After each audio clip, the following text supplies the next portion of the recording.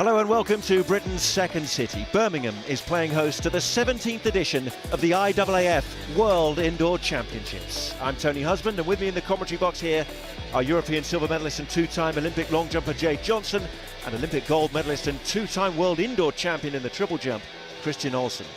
It's officially the first day of spring in the UK, cold Siberian air blowing into Western Europe.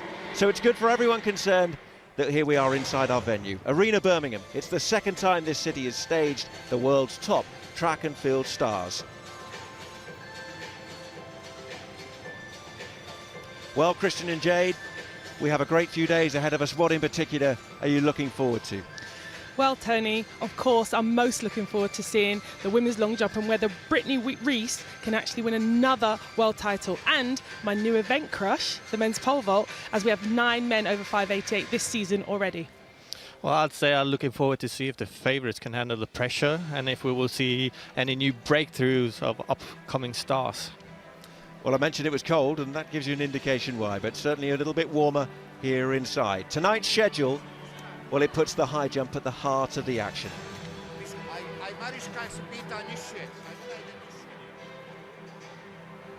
We'll have 2 simultaneous competitions in the centre of the arena. Just how high can the favourites, Maria Lysenko and Mutaz Barshim, go? And the night concludes with a blockbuster of a 3,000 metres final. Defending champion Marina Dem Arriba goes for gold again. Home supporters, though, sure to cheer on Laura Muir. Well, it's going to be a really epic 3,000 metres, you would think, Jade. Yes, well, obviously, you know, I heard that this particular 3,000 metres has been put on tonight to kick things off, with Laura Muir being, you know, a hometown favourite. And I think that, you know, I want to see whether or not she can show her full potential in front of a home crowd and take on the great Dem Arriba. Well, if you're looking at the high jump for the men and the women, I'd say Maria Lysenko could very well be the biggest favourite of the whole championship. We're coming in with 37 in winning streaks, and can she keep that one up? And then we have the Mutaz Barshim in the high jump. Even though he's one of the biggest stars we have in athletics right now, he's not having such an easy road to the gold medal with Lysenko standing in his way. And we can see the girls there down trackside. Morgan Lake of Great Britain in shot. They are taking part in their absolutely crucial warm-ups. It's at this stage, even now, that some critical moments in their competition can be decided, of course. Making sure they get their steps right, making sure that they feel at ease, getting used to the surroundings of this arena. Yeah, it's really interesting, and we were just speaking before we came on air while we were watching them warm up, and it's kind of very interesting to watch the warm up because you can kind of see what's going on with the athletes. And you know, Christian was saying that Morgan is having a little bit of trouble in her warm up. Let's see if she can put that right in the final. What I found really interesting actually is that Robbie Grabats and Morgan Lake have the same coach, Faz Ahmed, and he's actually on the infield. I've never seen that before. Have you, Christian? No. Maybe some new rule. Maybe because he's a home coach here in Britain. Maybe. Hopefully that's not the case, and if it is, all the coaches can be on the track, but I think it'll be a bit crowded down there. You can also see the athletes entering from the outside, and of course coming inside, there is the man who is the only man in the field of the men's high jumpers, Barshim, who's actually gone over 240. But of course they come in with their coats, their scarves, their hats, and then it's much warmer and pleasant in here. So these are the final preparations for them before we get underway with the formalities of starting this IAAF World Indoor Championships here in Birmingham. Lots of local support, of course, and you can see the formalities of the opening ceremony are about to get underway. This is our venue for the next 4 days, wherever you're joining us from all around the world watching this World Championships. This is Arena Birmingham. It's Birmingham's moment. It's the capital of track and field in the UK. And in a moment we'll head trackside to join former Olympic 400-metre medalist and MC for the night, Catherine Merry. We're about to get started.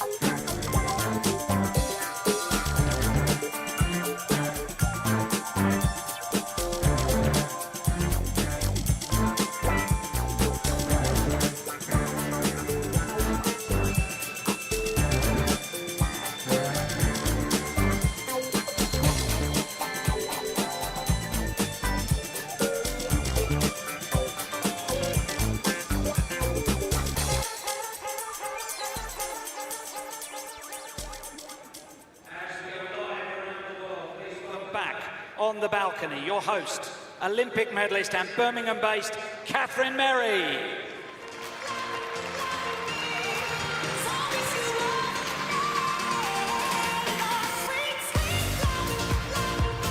Welcome everybody to the 17th IAAF World Indoor Athletic Championships, the second time this wonderful event has been held in Birmingham.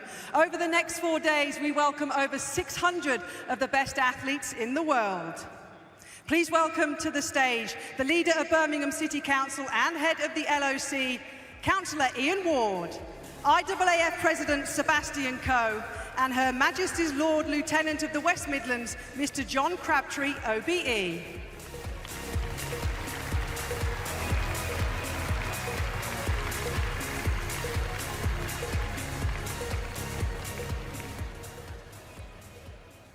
Now for the national anthem of Great Britain and Northern Ireland, played by the band of the Royal Air Force Regiment, conducted by Flight Lieutenant Tom Rodder.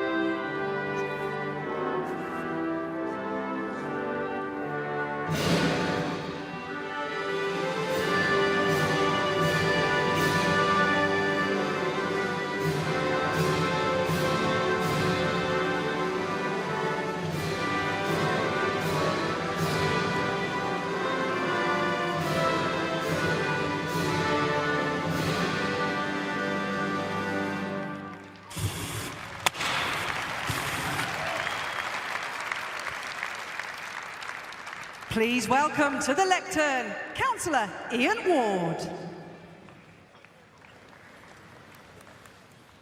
Good evening, ladies and gentlemen, and good evening to the world. It is an honour and a privilege to welcome the IAAF World Indoor Championships back to Birmingham, 15 years after we first hosted this event. The eyes of the sporting world will be on this city over the next 3 days as we play host to the world's finest athletes. Birmingham is a sporting city with a proud history of hosting major sporting events. We're also the UK's youngest city and one of its most diverse. It's hard to imagine a competitor over the next few days who will not have the support of at least one Birmingham-based compatriot. We also pride ourselves on being a very welcoming city. No matter how cold it gets outside, athletes and officials are guaranteed a warm reception here in Birmingham. This magnificent arena, built with the express ambition of hosting the World Indoor Championships in Athletics, is, I believe, the finest indoor athletics venue in the world. Birmingham staged these championships here in 2003, and we now become only the second city ever after Paris to stage these championships for a second time. And we're certain of some fantastic competition. Our track is a fast track that is loved by athletes from around the world. 10 world records and 7 world bests have been set in this venue, and we have done everything possible to ensure that the athletes' experience over the next few days will be the best it can be, producing, I'm sure, the very best in world-class competition. So welcome to Birmingham for what I'm confident will be a magnificent championships. Thank you.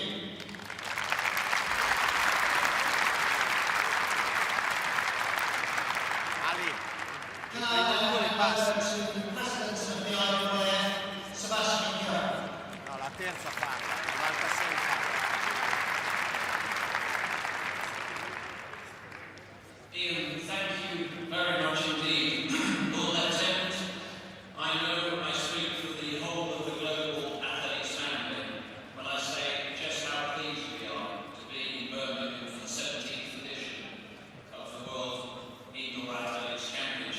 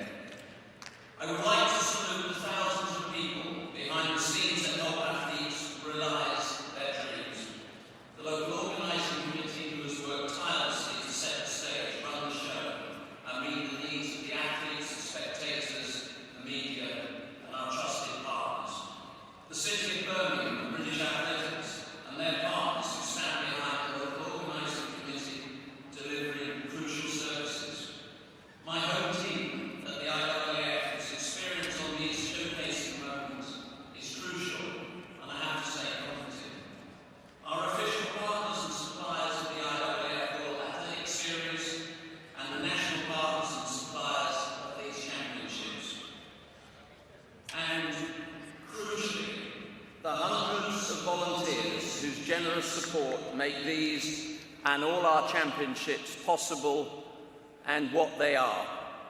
And you, the fans, all of you here tonight and around the world watching this event, you help our athletes outperform their personal bests. Your applause and support gives them the inspiration to continue to train, compete and entertain. Your sport makes our sport what it is. Thank you. And now it remains for me to wish all the athletes the very best of luck and good fortune over the next few days, and to hand over to the Lord Lieutenant of the West Midlands, John Crabtree, to officially open these championships. Thank you.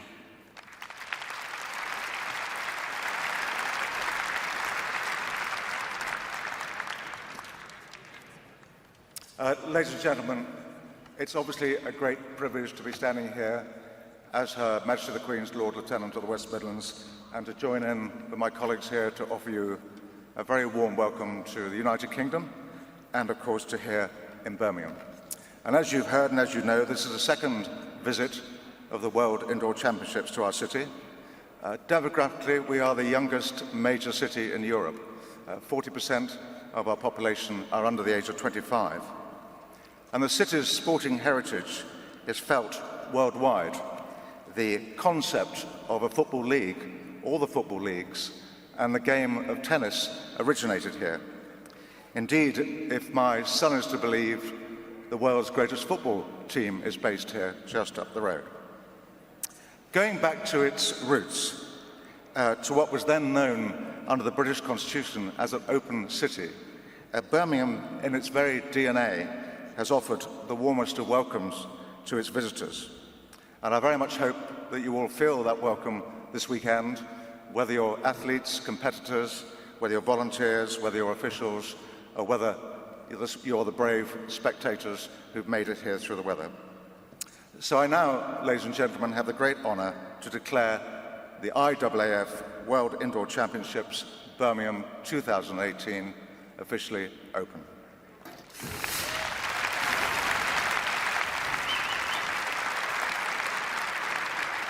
Ladies and gentlemen, let's now take a trip around the world and welcome our 140 member federations.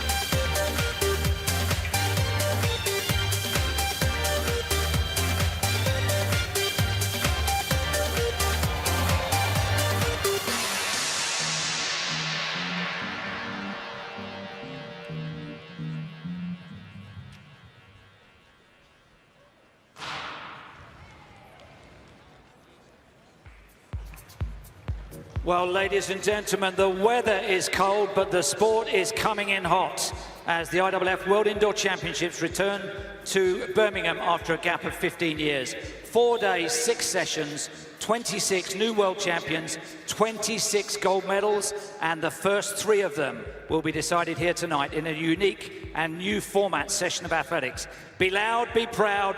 This is Birmingham.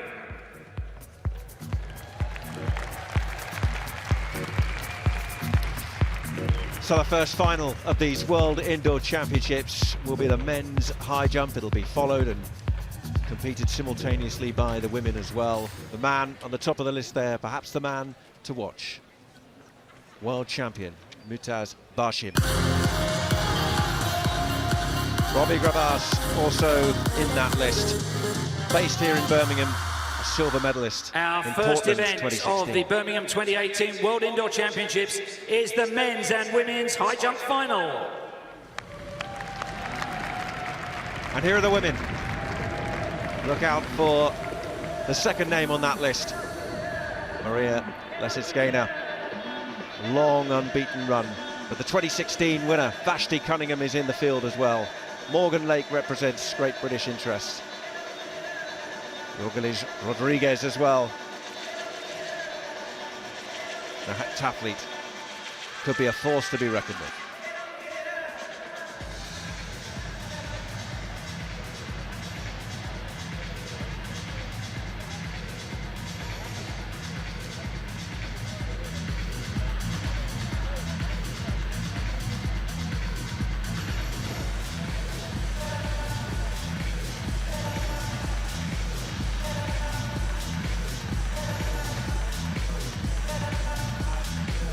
So let's introduce the athletes one by one. First of all, twice the national champion of Sweden. Please welcome Erika Kinsey.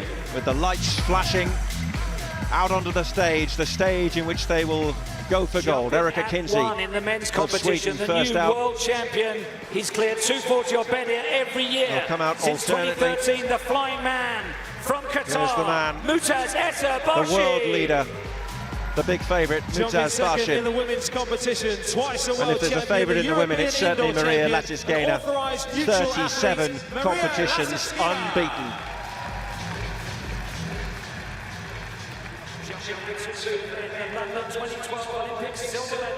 Eric Kennard, the US indoor champion, bronze 2 years ago, represents the United States of America here in Birmingham. She was the winner in Portland, Vashti Cunningham.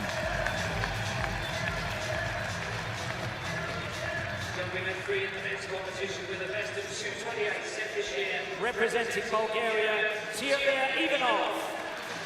Fourth at the European Indoors in 2017, Timur Ivanov, the Bulgarian, followed by, I'm sure, what will be a big cheer for Great Britain's double world junior champion, Morgan Lake. And smile from the British athlete. It's just a couple of hours from here. Maxim Nedosakau, the 2017 European Junior Champion from Belarus, joins the men. Here's the Swede, Sophie Skog. A broad smile and a wave for the crowd inside Arena Birmingham. 2 meters 33 this year, the national champion for Poland, Sylwester Bednarek. Poland represented by Sylwester Bednarek, European indoor champion. Topping at 6 in the women's competition, an Olympic and European silver medalist for Bulgaria, Marina And she Dem knows a bit Arriba. about silver medals, European and Olympic Games. Marina Dem Arriba of Bulgaria. Jumping at 6 for the men, 228 this year, representing Germany, Mateusz Chibilko. Mateusz Chibilko has won 3 times this year, the German. At 7 in the women's combat for the Czech Republic, a former world Just junior 20 champion, last week. Michaela Hruba. The Czech athlete, Michaela Hruba. The 7th man jumping for the men is the former world champion. Well, for this Bahamas, veteran Donald keeps Thomas. performing. A world champion 11 years ago, Donald Thomas. At 8 in the women's competition, twice a European under-23 champion. Alicia for Italy, Trost. Alessia Trost. Of Italy. has jumped as high as 2 meters. Our male number 8 jumper is just 20 years of age, but he's jumped 2 meters 37 this year. Authorized neutral athlete. Sure to be a force Lysenko. in this final. Daniel Lysenko. At 9, a European under-23 medalist representing Ukraine, Erika Kinsey. One of 2 Ukrainians in the field for the women. Marina Dem been really busy in competition in these early weeks of the season. And Caribbean Championships representing Bahamas, Jamar Wilson. There's Jamil Wilson of the Bahamas. At 10, Won one of his events already in the indoor season over in the United States. And here's the US-based Laverne Spencer. At 10 in the men's competition, a 2017 World Championship finalist. Now this is a man who knows how to beat Barshim, and not many can say that. Yu Wang of China. At 11, 2 times a US indoor champion. Please welcome Erika McPherson. Erika McPherson, the Texan. Always good to watch. And let's take the volume to the max, Birmingham, as we welcome the London 2012 Stand by Olympic for a bronze roar, medalist from Birmingham. because here comes Robbie Grabas. Robbie Grabas! Silver 2 years ago. Can he go any better in front of his home crowd? Silver medalist from London 2017 from Ukraine, Yulia Levchenko. And a big star emerging in the high jump. Yulia Levchenko of Ukraine. Still only 20. Final jumper, 4th in the World Championship heptathlon, representing Cuba, Jorgelis Rodriguez. 13 competitors in the women's high jump final, and there is the heptathlon specialist, the Cuban, Jorgelis Rodriguez. The men will be jumping at the pits at the opposite end of the stadium to the scoreboard. The women will be jumping from the scoreboard end. The individual scoreboards for these events are displayed either side on the infield. It will indicate. I think they enjoyed that introduction, didn't they, guys? Their current position. Yes, it was very exciting. I quite like this new way of kind of, wish I had a bit of sparkle when I was competing. It's very good. I would have liked to have seen a little bit more kind of, you know, did you remember when the American girls in the 4x4, they would kind of do the Charlie's Angels? I kind of like all that sort of stuff. Certainly in the relays, they have perfected some of these entrances, and there's Erika Kinsey of Sweden, who was the first person we saw emerge .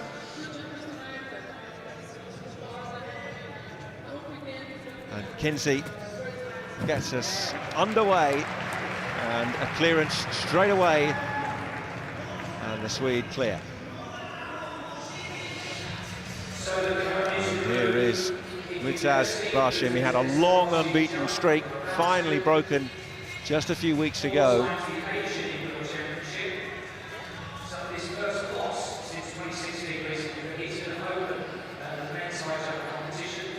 And here he comes, the Qatari, to get the men's competition underway, and he soars cleanly over. Oh, definitely. And Mutaz isn't shy of making a lot of jumps during a competition, so we'll probably see him pretty much at all the heights. They're coming at quite a pace in these early stages. Lysenko is clear at 184. She always looks quite emotionless when she jumps. The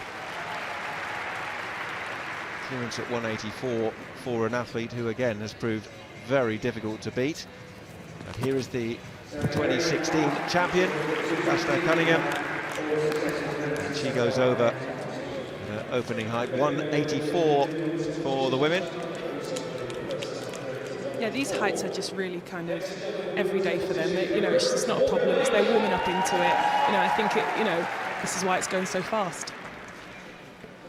Here's Morgan Lake, burst onto the scene in Eugene, Oregon at the IAAF World Under-20 Championships back in 2014. She won the high jump then.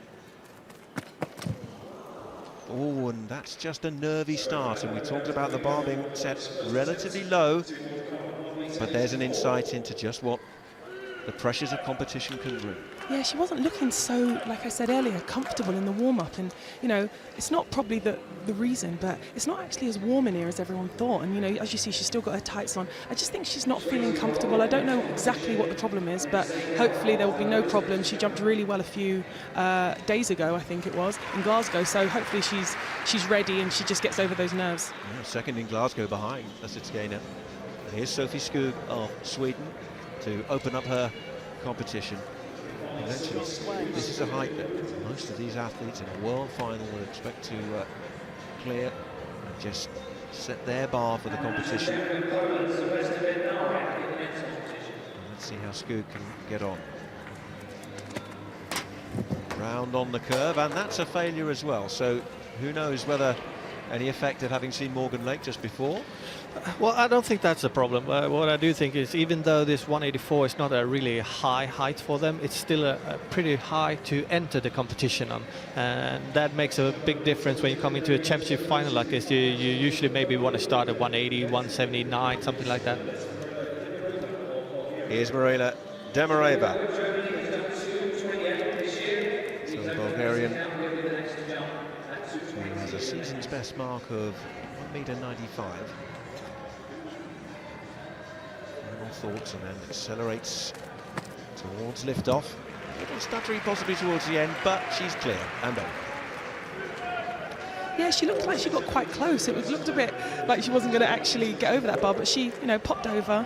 Very interesting technique, very high kind of knee lift, and her arms were quite choppy as well. Yes, you're often looking for the pace of that run and a nice smooth curve towards that lift-off point, but that's not to say that's the perfect, what they'll say in the manuals, but everybody can have their own quirks and changes. As long as you get over the bar. Exactly, it all matters at the end of the day, doesn't it? Michaela Gruber, 2016 World Under-20 champion, IAAF competition. And she just takes the bar down with her first attempt. It's nice to see the crowd now trying to get into the, you know, the competition and really supporting these athletes. I think we need a little bit more excitement in here. It's a little cold. Let's warm it up with this crowd. Well, here's Alicia Trost. And she has cleared 191 this year, but has gone as high as 2 meters. She's coached by the 2016 champion Marco Tamberi in the men's events. Look at the concentration on her face there ahead of the run, and she's taken the bar down as well. And look at frustration there as she breaks away, comes up off the mat. You know, you don't need to really be putting so much concentration in these low heights, but when you're seeing all of, you know, your competitors knocking it off, you then start thinking what's actually going on. It can sometimes affect you mentally. Marina Lysenko now of Ukraine. Already got 7 competitions under her belt in 2018. Been busy in this winter season.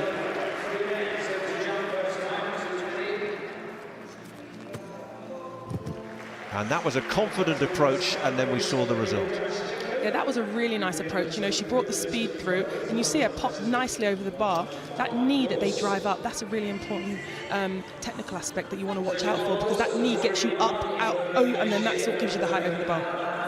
And often it's in those final seconds before they start the run where you can almost see whether somebody looks good for a clearance. Here's Laverne Spencer now, 33 years of age, finalist in Portland in 2016. But she will have to have another go at 184 in this first round of the women's high jump final at these World Indoor Championships.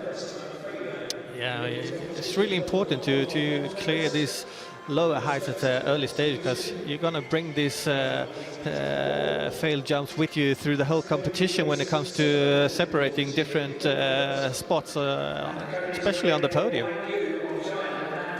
So let's have a look at the United States and Erika McPherson. She finished second in the recent US indoors in Albuquerque. Some great body art going on there. Absolutely. And look at the pace on this run-up. And the elevation, superb. And a really good clearance there from Anika McPherson. Yeah, McPherson brings a lot of speed. You know, she always has. She brings a lot of speed. And that's sometimes what you need. You don't always see it with a lot of the European jumpers, but with the US ones, you often do. Nip across to the men's final, and here is Robbie Grabas. And that's a failure for him at 2:20. Silver medal for him at the World Championships 2 years ago. So peels away and looks towards his coach.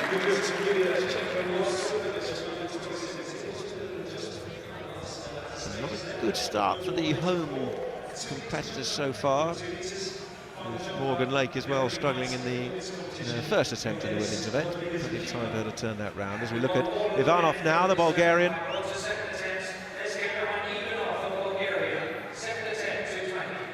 He's already failed once at 2:20. Can he do better with his second attempt? Here he comes. He's just caught it again, so he is on the brink right at the start. I feel like he's not really coming up to the takeoff point where he wants to be. He's too far out, which means that he has to carry too much speed horizontally instead of getting the height vertically. And this means that he usually is going to kick it down with the heels because he can't push himself down after the bar.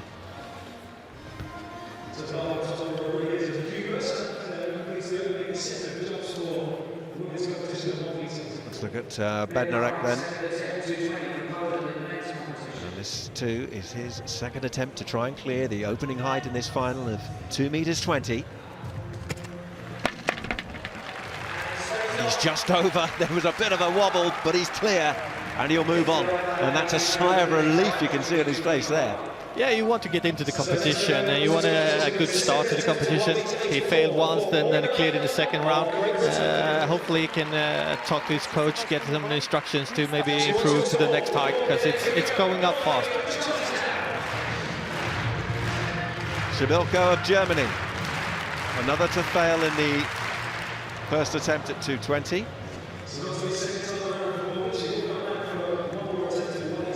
Season's best is full 10 centimeters higher at 2:30. Pacing out those steps in his mind, working it out. And that's much better.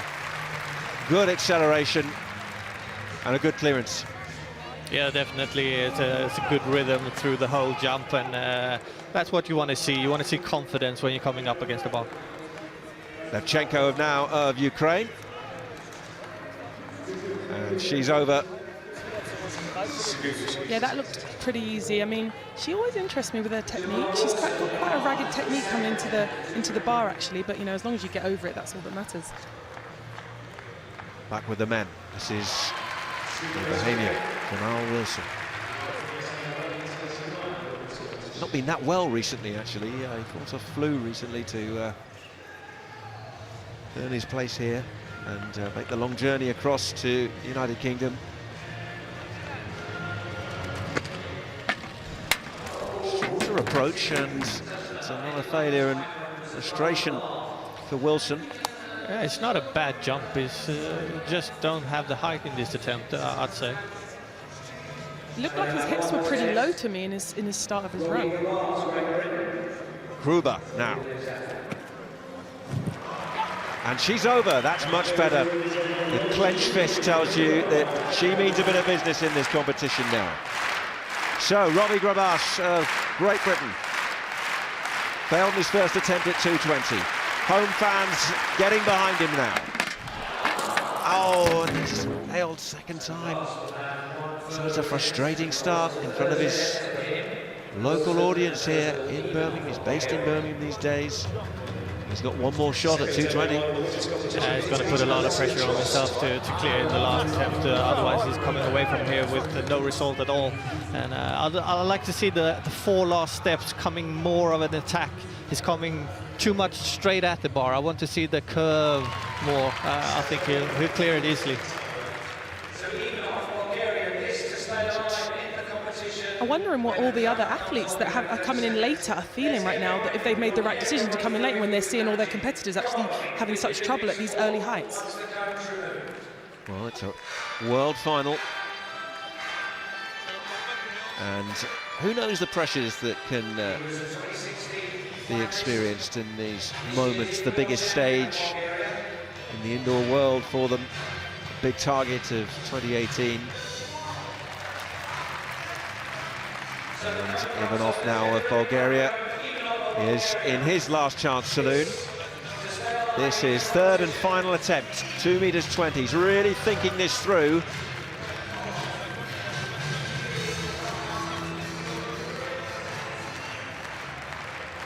And here he goes. Oh yes, he's over, and that's much, much better, and a huge relief for the Bulgarian.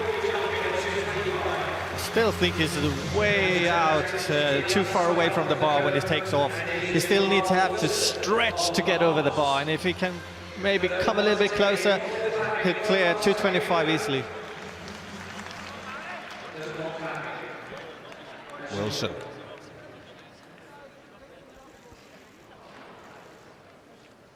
Playing this jump through in his mind, focusing those last few moments. This to keep his competition alive in this world final. And he's over. That bar's just wobbling a little. There was a relief for him.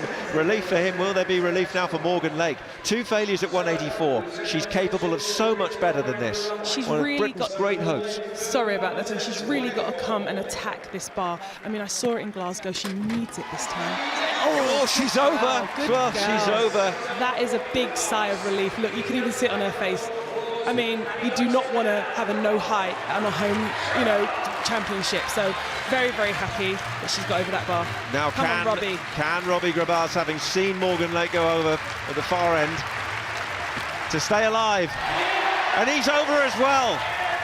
Well, they've given the crowd a little bit to worry about in these early stages, but they've certainly fired them up now. I think they were just playing with us, honestly. I think they were just making us sweat. Well, nobody wants to be in that position, having your last attempt at your opening height. So really good to see them come away with the first height. Now they've got 3 new attempts on the next height. Here's Yogeles Rodriguez to stay in the competition at 184. The opening height for the women's high jump final. And the Birmingham audience are getting into this now. Here she goes. Oh. And there was good elevation there as well, and a clearance for Rodriguez to stay in the competition. Yeah, I really liked her first few steps. She got her hips really, really high. It was a really good attempt at, into the bar, and I could kind of tell through mid-runway that she was going to get over that. So Rodriguez progresses, 184. The bar will go to 189. Here's the pre-event favourite, Barshim. Actually came 4th in Portland in 2016, so in this championship, just a little point to prove, having won in 2014. World champion, of course. And now we are at 225 for Utaz Barshim.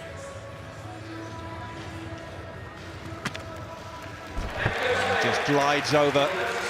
It never really looked in any doubt, did it? No, it can look so casual sometimes when he's coming up. It's like he's floating over the track and just boom, takes off. He literally looks like, to me, he's just going for an easy stroll down the road. He never looks like it's a problem. He's such a good technical jumper. I really like, very light, got good body to weight ratio. The fact is, he's one of the fastest high jumper on the track when it comes to the speed, and he takes off way more back than anyone else does in the high jump. Eric Kennard of the United States then, his first attempt to clear 225. And he's clear as well. There's a little bit of contact there with the bar, but he's over and can think about progressing as the bar goes up. Now Kinsey, 189 is the height of the bar in the women's final. Here's Kinsey to try and clear that, but it's a failure for Erika Kinsey. She doesn't have too many competitions higher than this season, so it's already getting a bit high for her with the shape she's in. But it looks like she will clear it, but she needs to bring a little bit more tack on it. Big moment for Ivanov now. Once again, he's taking the bar out there. As we look at Lysenko, face of pure concentration. And a clearance that once again looked comfortable. Yeah, very easy. You know, I mean, when you jump 204, it should be really at this kind of height. Lysenko of Belarus now.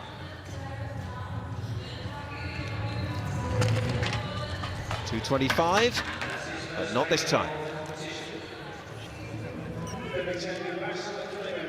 Cunningham. 189 for the United States athlete who grew up in Las Vegas. Daughter of an American football great, Randall. What a player he was. Yeah, quarterback for Dallas Cowboys, Philadelphia Eagles. Yeah, and well, she was flying over that like an eagle, really, wasn't she? Comfortably clear. Good genes. Yeah, definitely. And I mean, the jump, it looked really easy, really nice technically. And I think they're all starting to get into the kind of swing of things at the moment. Bednarek now. And that's good from him. And the European indoor champion is over at 225. It's also a new situation for the high jumpers to have other high jumpers on the opposite side jumping at the same time as themselves. Usually they have like at the end of a one track. Morgan Lake then.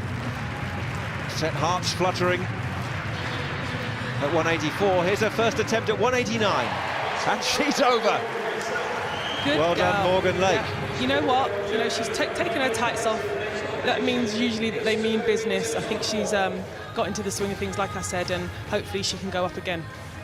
Jabilko now of Germany. His first attempt at 225. His jumps coming thick and fast in Birmingham. Oh, and he's just caught it. Looked like it was just the trailing legs there, just his lower calves possibly that actually made the contact. Yeah, he has a really nice arch over the bar as well. It's almost like he kicks himself in the head when he's over the bar. Sophie Skog now, Sweden. Took 2 attempts to clear the opening height of 184. It's moments to consider the challenge. Look at her hands as well there. Just pacing it through in her mind. Talking through the run-up as well. You can notice the mental stage of the high jump we're seeing here. Yeah, we call this flow visualization, so you're going through the jump in your mind over and over and over. It means you don't have to really beat up your body as much, especially in training. You don't have to beat up your body as much. You can do it in your mind, and then usually your body follows. We'll come back to her because here's Donald Thomas over in the men's final. And the Bahamian knocks 225 off the bar. And here's Skog, who's had that long bit of preparation that Jade was talking about there. And you can see when Sophie is coming to the last 3-4 steps, she dips a little bit. When she's in top shape, she doesn't do that dip so much. So when it's more obvious, that's when she's struggling a little bit. And she may well have cleared it in her mind, but the physical action of it's not quite there at the moment at this stage of the competition. Let's have a look at a man who is well worth watching. 2017 world champion, silver medalist at the World Championships, Jamil Lysenko.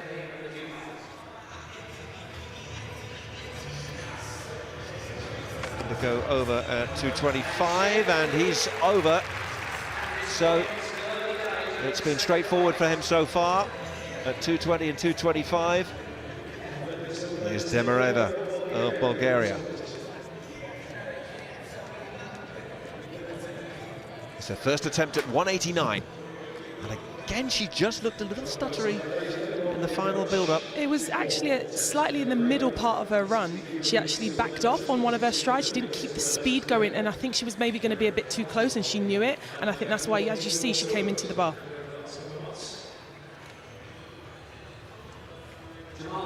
Jamar Wilson now.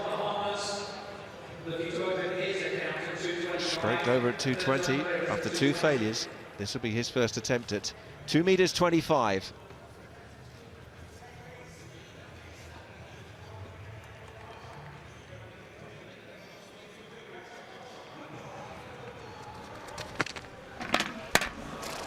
And not quite there.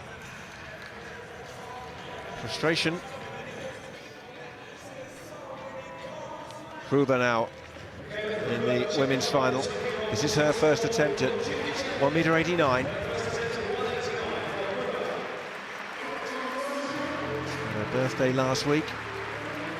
Turned 20 years of age, and here she is, just nearly. I thought she was going to be clear there.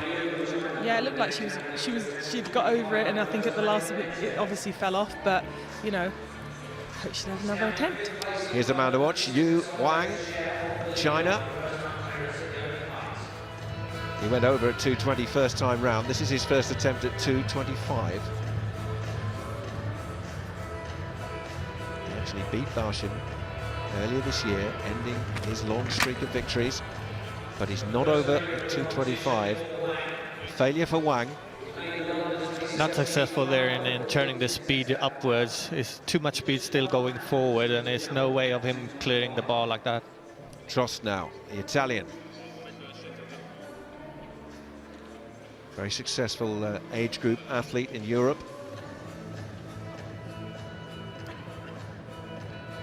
This is her first attempt at 1 meter 89. And it's wobbled, but she's clear. Yeah, and she seems to like it, and I think you can always tell from the reaction from the athlete whether or not, you know, there's something to look at. If the jump's a good jump and they feel it kind of in the groove. Yeah, a little shrug of the shoulders from her. Happy with that, it's clear. It stayed up, didn't it? What's the problem? Now then, Robbie Grabas. He certainly had the fans on the edge of their seats at 2 meters 20. Here he is at 2 meters 25. It's his first attempt. And once again, it's a failure, and it never looked too likely that he was going to clear that one. No, it's not the Robbie I'm used to seeing when he's in great shape. He's looking a little bit heavy, and I'm not talking about his weight. It's more like he's not that, you know, got that spring in his step when he's coming up against the bar. He's really low, he's down in the basement, so a little bit more attack, and maybe we can see him clear the next one. A failure for Gerashenko of Ukraine there as well. That was her first attempt at 1 meter 89. So she goes away to mull that one over. Over in the men's final, here's Ivanov, who's already failed once at 2 meters 25. Can he do better this time? Seemed like a very early launch there, and he'll have to come back and have one more go. I think it was like you were saying earlier, Christian, he's taken off too far away from the bar, and therefore he's never going to be able to, he's going to have to get tremendous height to actually clear that bar, and he's not kind of looking like he's in that shape at the moment. Here's Laverne Spencer. She went clear at 184 at the second time of asking. Now the bar raised to 189.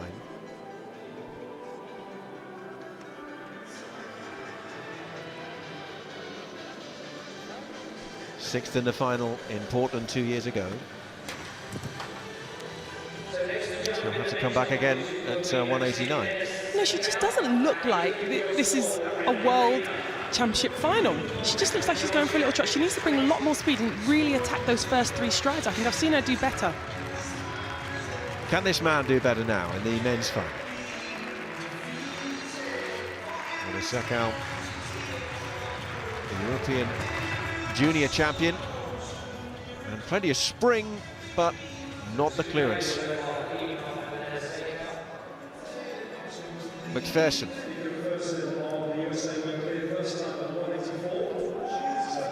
You saw the pace that she delivered in her approach in that comfortable clearance of 1 meter 84. You know, I love watching her. I mean, you know, if someone has a tattoo of a lip print tattooed to the side of their face, you know they're a character, and they're pretty fun maybe, you know, as a person. So, you know, she brings that flair in the high jump also. Shorter than many jumpers, but she's got a bit of elevation there, but frustration as she fails to clear at 189. you know, if she's shorter, then she's definitely going to have to bring a lot more speed to kind of counterbalance the fact that she hasn't got the height. So the speed will then give her the height if she gets the technique right over the bar. Jamil now, the German, with his second attempt at 225. And he's not clear, and a rueful kind of look on his face there. A little bit untidy, I thought, that one, Christian. I also want to see him. It feels like he's not letting all the movements be done before he moves to the next one. Lysenko at the other side of the arena, and just on the right-hand end. And she's not clear at 189. You know, for me, 189 isn't a slouch, but when I'm seeing athletes failing at 189 or failing at 225 at a World Championships, for me, I have to ask, all athletes can't, is there something else going on? You know, because it seems like there's just too many people. This one should be at your best. And there is Thomas, who once again has not been at his best there. That's a second failure at 225. As we see Jorgeles Rodriguez of Cuba. 189, first attempt for Jorgeles Rodriguez. Here she comes now. Oh, and that never looked right. The final approach, you could see there were problems. Yeah, you know, she didn't look comfortable. The front end was nice, the first few strides. She didn't look comfortable, getting a little bit too close. You know, you do have to ask yourself, maybe this isn't this new way they're just getting used to being able to compete in this new way, in this new environment. It's very exciting, but sometimes athletes are very stuck in their ways. Routine. You all love it, don't you? Yes, love the routine. And here's Jamar Wilson now of the Bahamas.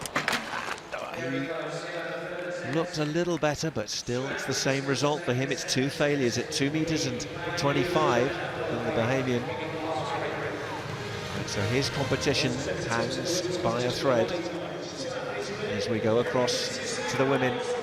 Erika Kinsey won the World Indoor Tour event in Boston.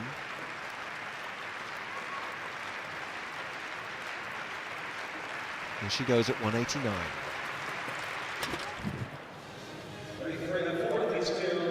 It's a second failure for her. You know, she looks in physically good shape. She looks really good. She just doesn't look very sharp at the moment for me. Now, if someone's going to push Barshin, we thought maybe Wang would be the man, but he has 1 failure at 225, so the Chinese athlete now with a chance to clear 225. And that's a second failure. Yeah, the failures keep coming. Only 4 men has gone over 225 so far. So maybe it's like Jade saying, maybe it's something they don't like with the track or something, because this is a lot of failures. This is not normal for athletes, and not all athletes are going to be underperforming in this way or, you know, failing. Well, it's a new approach to a high jump final. This is the only event going on in this stadium. Everybody's eyes are on it, whether they're watching wherever they are around the world and inside the arena, as we see Skoog's second attempt to clear 189, and that's a failure as well. And again, like Christian said, if you watch when she jumps, her, I think, third or second to last stride, she dips really low on it, and it's really then hard to go down and then come back up. You want to go up, you don't want to go down. Robbie Grabarts now, 225, his second attempt. The Birmingham crowd roaring him on. But he will go to the brink once more and need to have a third effort at clearing 225. I'd like to see him hold out the curve a little bit more. It still feels like he's attacking the bar straight on, which means he has to twist more, you know, not naturally coming the twist. Focused face of Marina Dem Arriba, trying to clear 1m89. 1 failure and a second one now to add to the list. To me, that was a much better attempt. She's still getting a little bit close for me, and I think she just looks like, you know, on her third stride out, she's kind of shutting her arms off. Maybe this is what she does naturally, but she needs to keep those arms going, keep the speed going through the bar. Trying to keep his competition alive was Ivanov, the Bulgarian, but that is the end of his night. 3 failures at 225, and the field reduced in the men's high jump final here in Birmingham. So let's see how Michaela Huber can do. She's getting the crowd behind her, psyching herself up. Gruber at 189.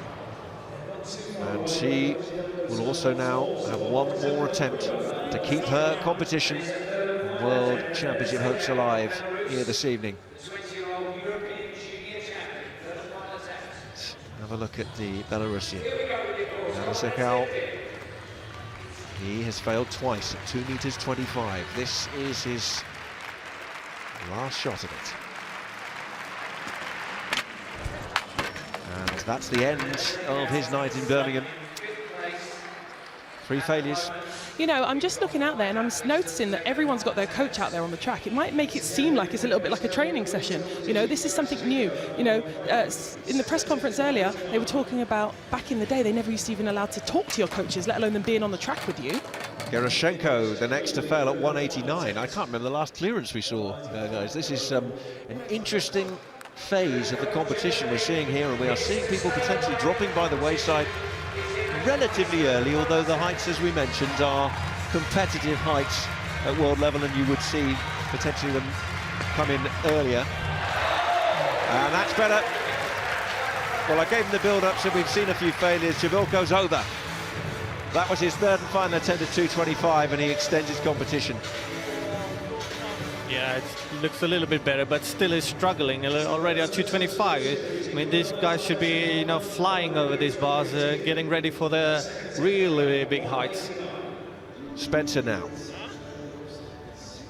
1 failure at 189. And that will be a second to add to it. You know, she's got quite a heavily strapped thigh, as you can see, and hamstring at the back. Maybe this is the problem, because she's not bringing speed in those first few strides. And, you know, I've seen her jumping and running better than this earlier in the season in Karlsruhe and competitions like that. That's right, you saw 3 legs of the World Indoor Tour in the build-up to these finals. Let's have a look at Donald Thomas now, trying to keep his competition alive at 225, but that's the end of the night for the Bahamian, who exits the competition. 3 failures at 225 for Donald Thomas. It's only his second competition this year, so it's going to be difficult to keep a consistency in your technique when you only have 1 meet before the World Championship. Still okay, but I think he should have cleared 225 at least when he comes into this championship with 231. That tattoo on McPherson's chest there, beauty only skin deep, it says. And that's a second failure for her at 1.89 m, so there are a lot of jumpers now who are racking up the X's in the column. Yeah, this is not what you want to see, and you know, for me, even as an athletics fan, I want to see them, you know, achieving. I want to see this competition progressing, and for people really performing to their best. Jamar Wilson now, his competition rests on clearing this at 225, and he's gone as well. So the 2 Bahamians have exited at 225.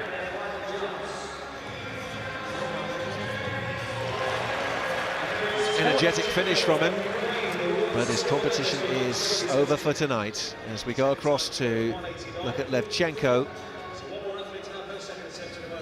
Lovely style to watch, usually, Lysenko, when she's at her best, and that looked good, and she's over. Good. 189. She's going to be I thought, the main contender to Lysenko's, you know, who was going to maybe beat her in that winning streak, but you know, I don't think she's looking so great at the moment. You know, Lysenko is still looking the best for me. Over in the men, here's Wang.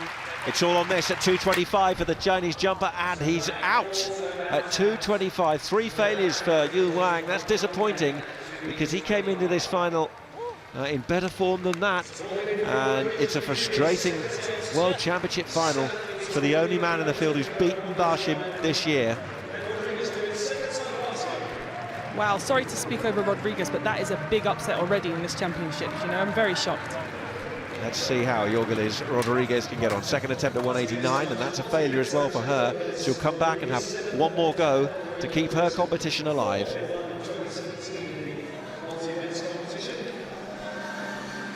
Yeah, sometimes, you know, the energy can then start kind of going across to all the athletes. We need the crowd to kind of get behind everyone. We need to change this energy in here, and we really need these athletes to start kind of believing in this situation. Regardless, it's happening. Let's get with it. It's the World Indoor Championships. Let's fight for these medals. Well, here's a man who came home from Portland with a medal, but Robbie Gravaz's competition hangs by this jump, and he's out. 2:25, and Birmingham's Robbie Gravaz exits the competition. A disappointing final for him in front of a home crowd, but he's out after 3 failures at 2:25. He's not going to be happy with that. 6 jumps, 5 failures, 1 clearance, and 2:20 he's going to take with him from here. So I'm thinking maybe he wasn't that good shape, but he wanted to compete here in Birmingham because it's his hometown and for in front of his home crowds. But he needs to do maybe a little bit more for the outdoor season. That's the end for Kinsey as well. 3 failures at 1:89, so 2 rounds. As far as Erika Kinsey could go. The season top list, well, Lysenko is well clear of the rest. She's cleared 2:04 this year, and we're well below those kind of levels at the moment in this final. This is very disappointing for a lot of these athletes, and you know, the situation, the way that this is happening, I think things do need to change in athletics to get more fun, more exciting. I think one thing that maybe is definitely not helping is coaches being out there. The athletes are not performing any better. Let's get the coaches off the track.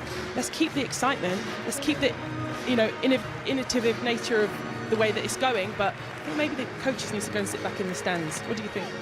Let's see Skugel, and she pulled out of that very early, or very late, I should say. But that is the end of her competition. Yeah, both Swedes are out. I think that the whole setup is a little bit more like the track begins on the infield is in the World Championship. I think where the coaches are sitting at the moment is supposed to be like it's already outside of the track. And I think that the high jumpers are used to also having the coaches close when they're doing like one-day meet with only high jumps. Here's the favourite. 2 clearances so far. The bar's at 2:29. Barshim, oh, he's well over. Well, there are a couple of jumpers across both competitions that we're seeing at the moment who look imperious, and that was a clearance with plenty to spare from Barshim as we go across to the women's final. Dem Arriba on this first night, she's over as well at 1:89. Just feeding off a little bit of the energy that maybe Barshim just injected into the arena. Just for a little bit of stats, I think the lowest ever winning height in the women is 196, which is Vashti Cunningham 2 years ago in Portland. And I think it's 232 in the men. I think it goes back to Sjoberg back in the day. So, you know, still a bit of a ways to go till then. As Kinnard fails at 2:29, he's gone straight through at 2:20 and 2:25. That's his first failure of the competition. Here's Gruber. 1:89. This to keep her competition alive at these World Indoor Championships on this opening night of high jump action. Just thinking about that run up, just pulling away. It's got to be right. Mind and body. And there is a clock that that's counting down, so you know she's got enough time to get back and go again. But it's a failure. But it's over. Yep. Gruber exits the competition at 1:89. Well, it's different now, because before we used to have 1 minute to prepare, and then you could do something like that and get back and still focus and make a good jump. But now it's 30 seconds, which means if she starts, it's only 10 seconds left, she goes back. She'll never have time for focus for that. Bednarek, well, he got some good spring, I thought, on that, but that's a failure at 2:29 for the Pole, who went clear at 2:25 at his first attempt. And now we see the conversation with the coach at close hand. We're used to seeing the coaches kind of leaning over the front rows of the stands if you watch athletics, particularly outside. But here, they're right there as we watch Gerashenko. And that's the end of the Ukrainians' competition. Yeah, sorry about that. They're not even close. It's disappointing to see so many failures. There must be something, I'm sure we'll hear, but you know, I think all the other athletes will be looking at this and watching this and maybe kind of seeing if this is something that might be to do with the track, or you know, to then focus and prepare for their own competition in the next couple of days to come. Mateusz Javilko went over at 2:25 in his third and final attempt. This will be his first attempt at 2 meters and 29. Once again, wanting the crowd involvement, the engagement with the supporters inside Arena Birmingham. Here he goes, 2 meters 29. He'll have to come back and try again. It's not a totally bad attempt. I still see that he could clear this in a second or third attempt, but he needs to bring more speed, get it more up, because he's wasting a lot of the energy sideways when he goes up and over. Laverne Spencer now. Final attempt 189, and that's the end of her night. 3 failures. It looked like a better attempt for me. She was trying to bring a little bit more speed. I think she may have picked up an injury leading into this World Indoors. She's just not running like she could, and I'm sure she'll be pretty disappointed with that. Well, we've seen Barshim clear 3 heights comfortably. Well, Daniel Lysenko has also done so, and he also joins Barshim with a clearance at 229, and that looked good. It's really nice to see that the 2 favourites is not disappointing, even if the rest of the field has not been delivering as well as we've been hoping. Cleared 237 so far in this indoor season. He's second in the world, only to Barshim. Now McPherson trying to keep her competition going at 189. You could see the grimace on her face and the frustration that she shows as her competition ends with 3 failures at 1 meter 89. She didn't look terrible to me on that. It looked like maybe she took off a little bit far away, and she came down on the bar. And you know, if she would have maybe come in a little bit closer, but she ran in a lot quicker, so maybe that's why she was a bit behind the bar. Let's watch the US indoor champion, Erika Kinsey, bouncing along, and then you can see the final steps before liftoff and takeoff there. Just a little uncomfortable, a little bit scrappy, and a failure, a second one now for him at 229.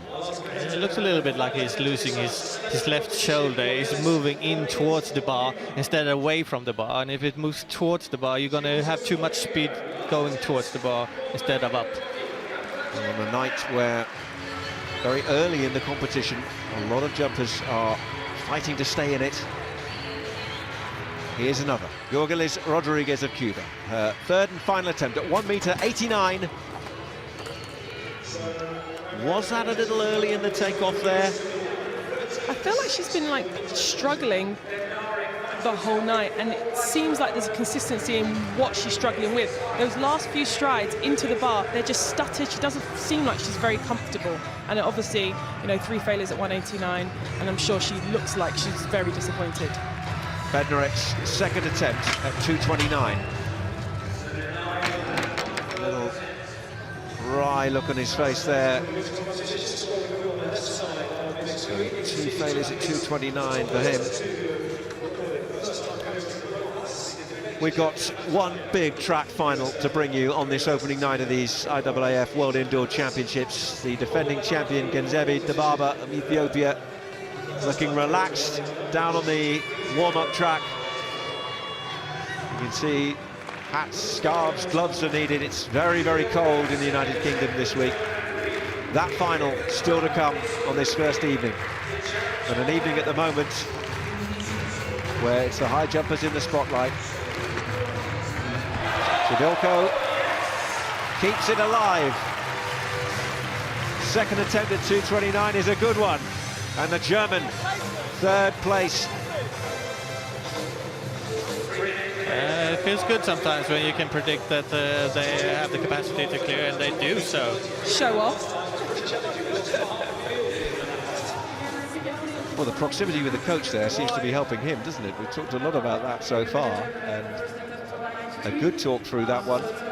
But we've had so many failures so early, actually we're starting to look at a bit of a competition shake-up now, and actually there are placings emerging. Here's Erika Kinsey, United States. This to stay alive at 229.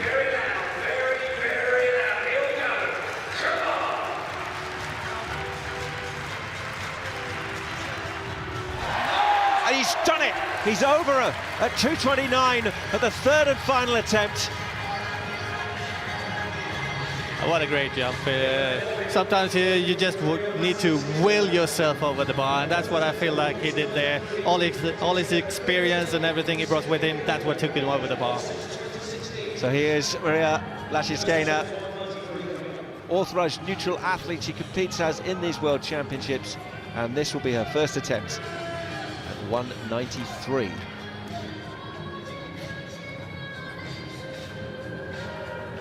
Much reduced field already, and she's over. Well, she's been almost, well, she has been unbeatable, and she's certainly looking so again at the moment. Yeah, I think she is very confident that she's probably going to get that gold medal. The men's field also now is rapidly reducing. Bednarek, the Pole, has this last attempt at 2.29 meters to stay alive, and he's out with 3 failures. So that means there are now only 4 active jumpers remaining in that men's final. You don't want to be the 4th person there at the end of the day, so it's going to be a fight all the way to the end. Cunningham, the 2016 women's gold medalist, but that's a failure at 193, having cleared 184 and 189 at the first time of asking. Yeah, she looked like she got really close on that one. I'm sure she knows exactly. I think she looks like she's in good shape to me. She'll just probably have, you know, a few little conversations with her coach, make the adjustments, and get over it in the next one. Out on the warm-up track, there's Laura Muir, sure to be roared on by the home support in tonight's 3,000 metres final. Had a difficult journey down from Scotland this week. Now Morgan Lake. She's in 4th place at the moment. She cleared 189 at the first attempt. This is her first effort at 193. Morgan will have to come back and try that one again, sitting outside the medal places. Well, her season's best, I think, is only 192, so this would be over her season's best, and her PB indoors is 194. I actually like the way she attacked that. You know, the first few attempts when you see she looks a little bit hesitant. That one, she looks like she wants it. She was going for it. That's what you want to see. Barshim. The bar at 233. Gold medal position. Gold is the place. Top of the podium is the place that this man knows so well. And he's over again. 4 straight clearances from 220 up to now 233, and Barshim is getting a very firm grip on a World Championship gold medal here. Yeah, he's jumping really, really well, and coming with 238 as a season best, he does not disappoint. Dem Arriba trying to clear 193. That's where the bar has got. She's 6th position at the moment in the women's final. First failure for the Bulgarian there. And the competition's starting to heat up. We are starting to get what we say the kind of business end of things. Here's Kinnard now. Tell you what, there's some pace to the activity here, isn't it? There's barely a chance to breathe between these jumps. I feel like it's a 60 metres. Here we go. 233 for Erika Kinsey.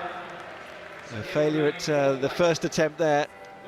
Not too bad, though. Not too bad at all, considering he has had trouble on 229. This is 4 centimeters higher. It doesn't sound like much, but it is, and might even clear it. Schuss now. So good night so far. Sitting in 3rd place in the women's high jump final here in Birmingham. Their thoughts together. It's a very kind of thoughtful run-up as well, but it's a failure at 193 for the Italian. Yeah, did it look like to you when you said that? She looked like actually she was going to stop, but then I think she carried on, and I think she should have listened to her instinct, stopped, gone back and reset. Must be the worst thing if you feel a hesitation, just even in your mind. Shabelko now trying to go over at 233. He's currently in the bronze medal position, and he'll have 2 more attempts if he needs them to stay in the competition at 2 meters and 33. Barshim is over, remember, the only man who has to be at 233. Here's Lysenko now. Not quite faultless tonight in the final, and a failure there at 193 from Yulia Lysenko of Ukraine. Yeah, I don't think she would she'll be happy with that, even though it is at 193. She knows she's in really good shape. I had a conversation with her in Turin in one of the last World Indoor Tour meets, and she looked like she was in really good shape, excited about coming here. She said she would probably miss Glasgow so she can prepare properly and in the right way for here. So I'm sure she's come here with higher hopes than this. Lysenko now, the only other perfect jumper in the men's final. Can he keep pace with Barshim? First attempt, 2:33, and he can. That's a great clearance from Lysenko, and he's matching Barshim at the moment. Height for height, 2:33 he's clear. He'll go up to 2:36 and keep the pressure on the Qatari. If I was his coach right now, I wouldn't say too much. I'd just give him the thumbs up and keep on going the way he is. He's got a little bit to say. Yeah, sometimes coaches say too much. Coaches can sometimes be perfectionist, you know. I remember I had a coach, the same coach as Patrick Sjoberg did, and he was never satisfied. I could have won a gold medal, he'd still be, yeah, you could do this better, you do even better. You want that in some aspects. In the women's final, the defending champion, Cunningham, and she's over at 193. Yeah, she brought a lot of speed with that one. Technically, looked really nice on the runway. It looked like it was a little close for me, and I was a bit like, oh, when she got to the bar, but actually she managed to sneak over and wiggle over that bar.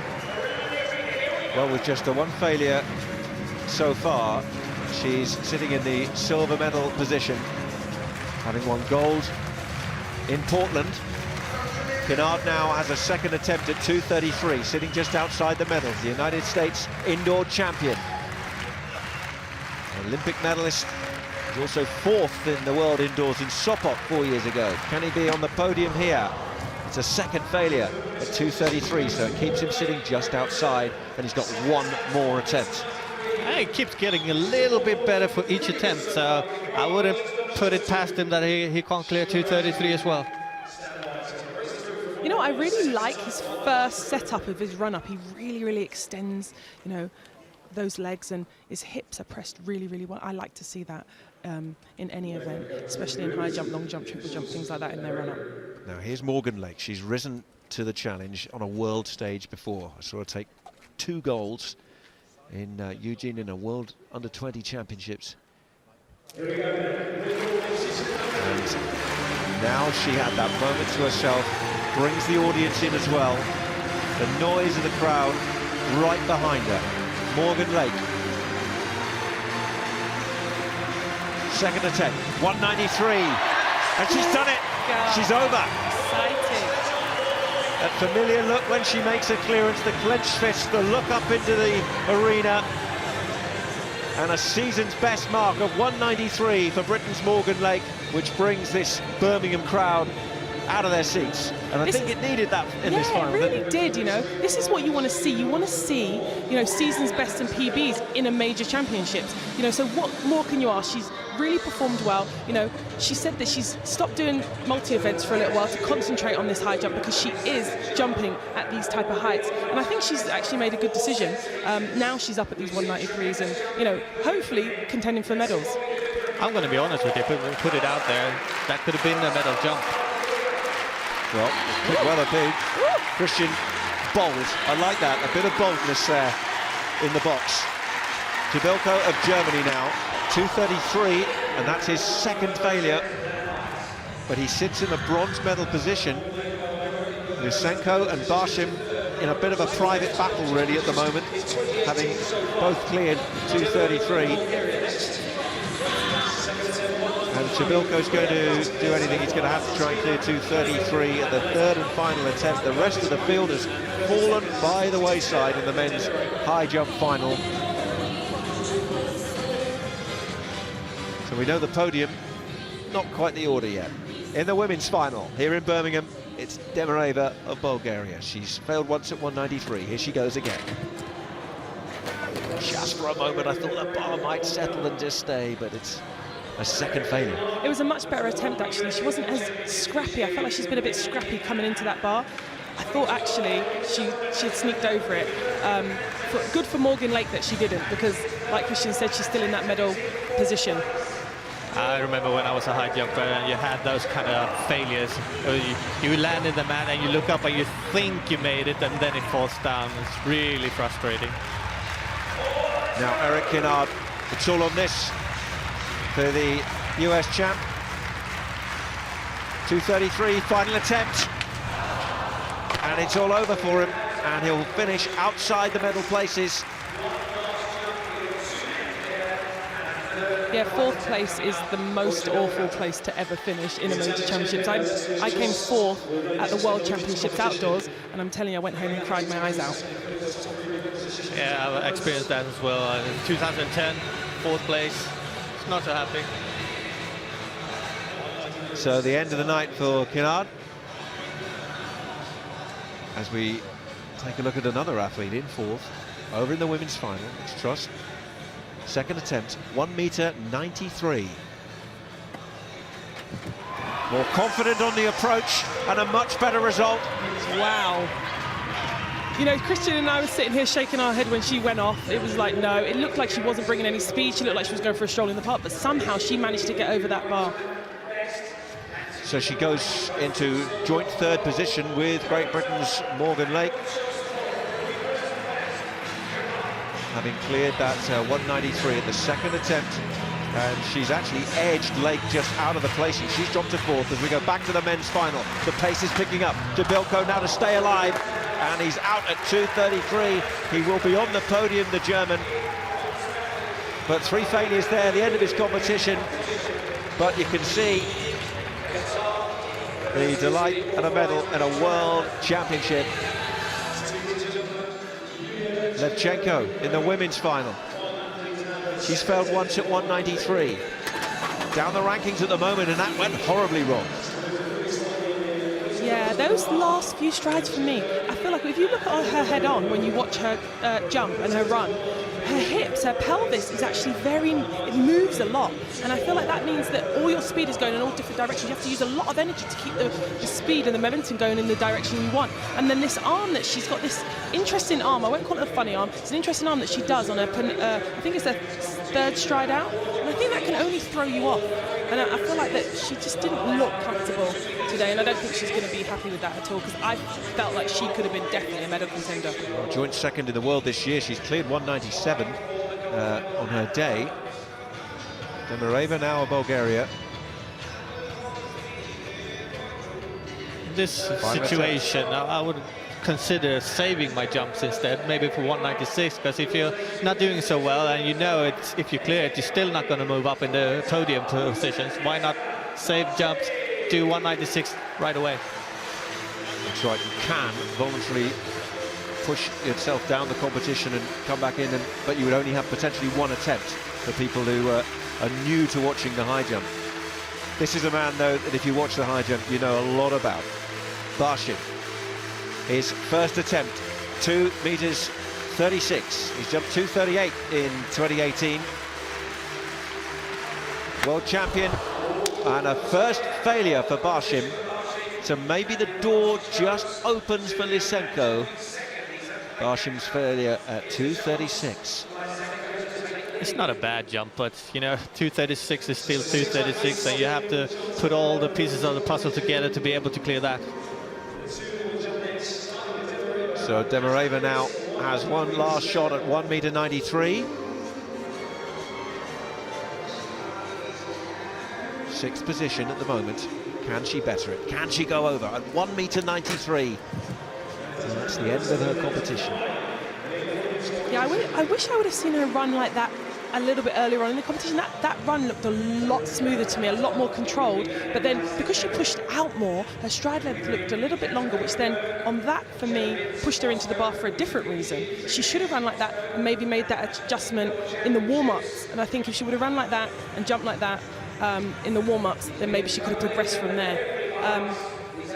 Yeah, I'm sure she's not going to be happy with that. But, you know, 193 is not what everyone can do, especially indoors. So Lysenko now. I said the door possibly just left ajar by Barshim. Well, Lysenko now has a chance to stay perfect. 2:36. Barshim has already had a failure. Lysenko has cleared every height so far at the first attempt. Also interesting to know is that Lysenko has done 4 meets over 2:35 this season. Here he goes at 2:36. Oh, so close to being over. I thought just for a moment he cleared it. You and me both, only. I think Barshim just had a big, huge sigh of relief. I'd be shocked to see if he doesn't get over the bar on this next attempt. And just a quick note, you know, Christian, you were saying earlier that they have 30 seconds now because there's only 2 athletes left in. The clock's now gone up to 1.5 minutes, so they have a little bit more time. Levchenko needs time, needs to get this right, but she hasn't. And Levchenko, the 2017 silver medalist at the World Championships, is out of the competition. She will finish 5th.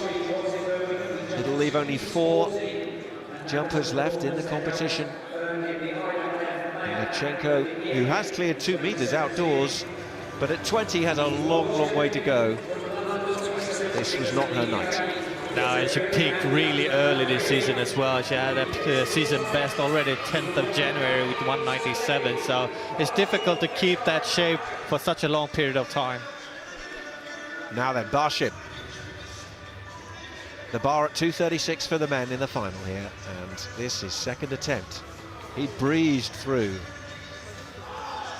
until that last jump. Private battle in many ways now between Ritaz Barshim and Lysenko.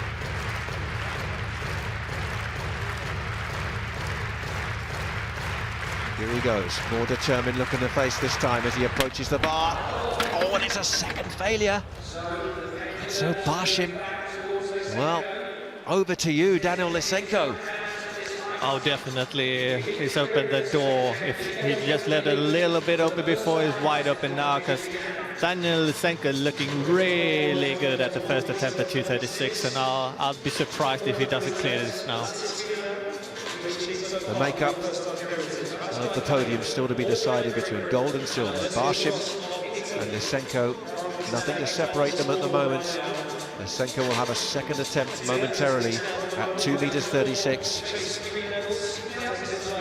And Lysenko was the silver medalist last year at London World Championships at 19 years old. He's only 20 years old, and actually to win a world title at 20 years old, that is going to give him a huge amount of confidence moving forward, and I think he's going to be Barshim's big rival.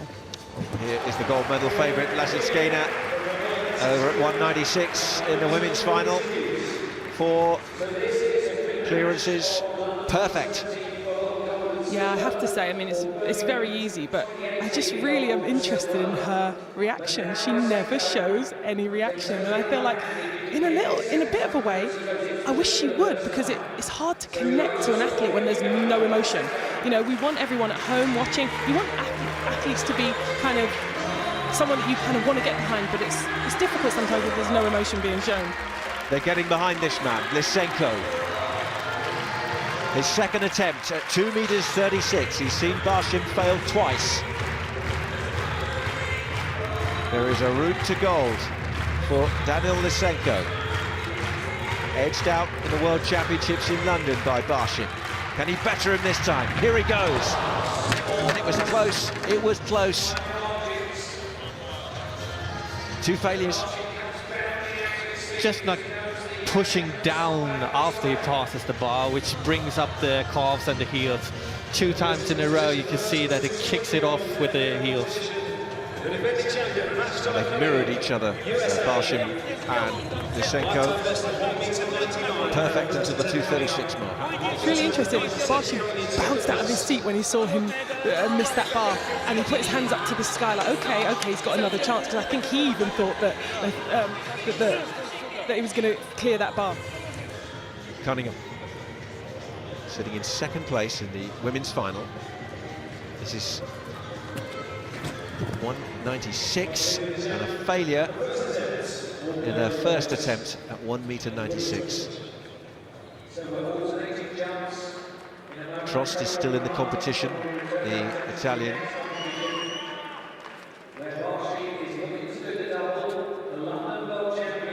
Morgan Lake to follow as well.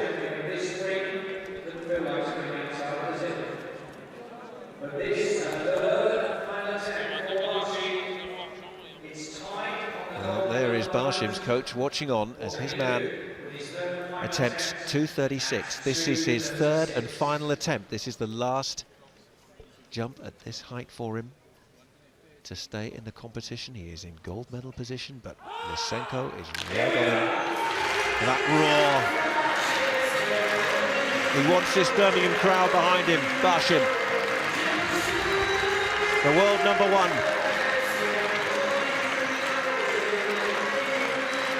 Third and final attempt, 2:36 meters. And he's gone. 3 failures, not able to match his best mark of the year. He has cleared 2:38.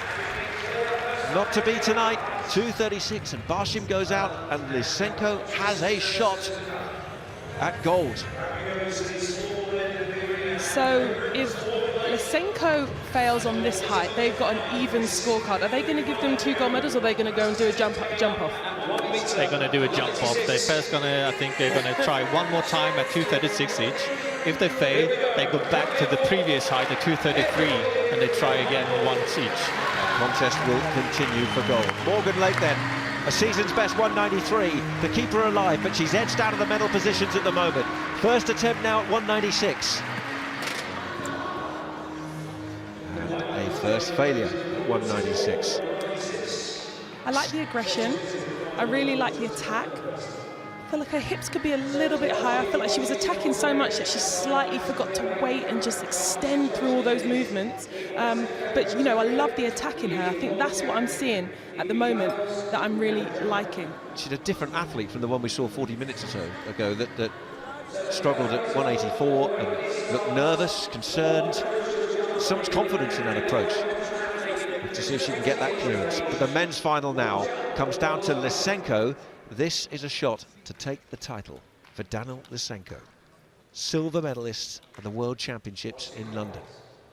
He has a shot at gold, a shot to beat Barshim. Total silence in Birmingham. These are the moments you train for.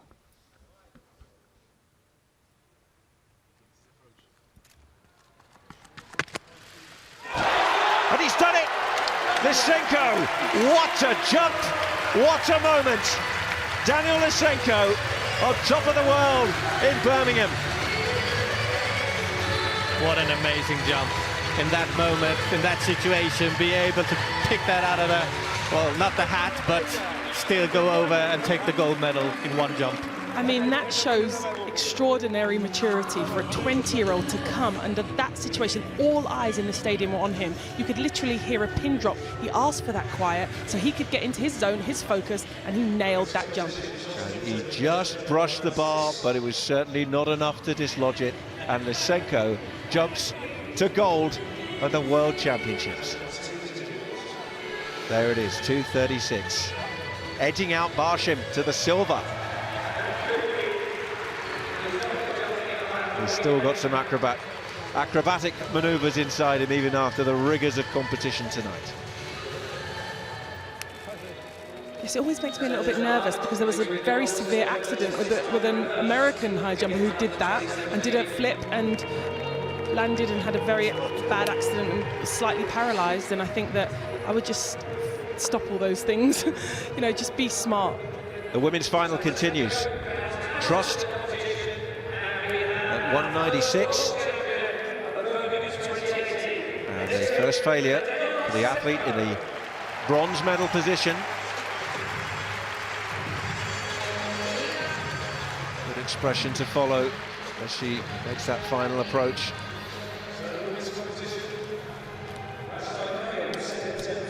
So all the focus is now on the women's final. Here is the 2016 gold medalist in Portland, Ashley Cunningham of the United States. And she's just caught the bar there with her trailing calves, it seemed. 196, 2 failures. Ashid Skaner is already clear. Trost still in the competition as well, as is Morgan Lake. Also looks like fighting it out. Looked like Daniil Lysenko decided not to attempt any more highs. He's happy with the gold medal. And why not?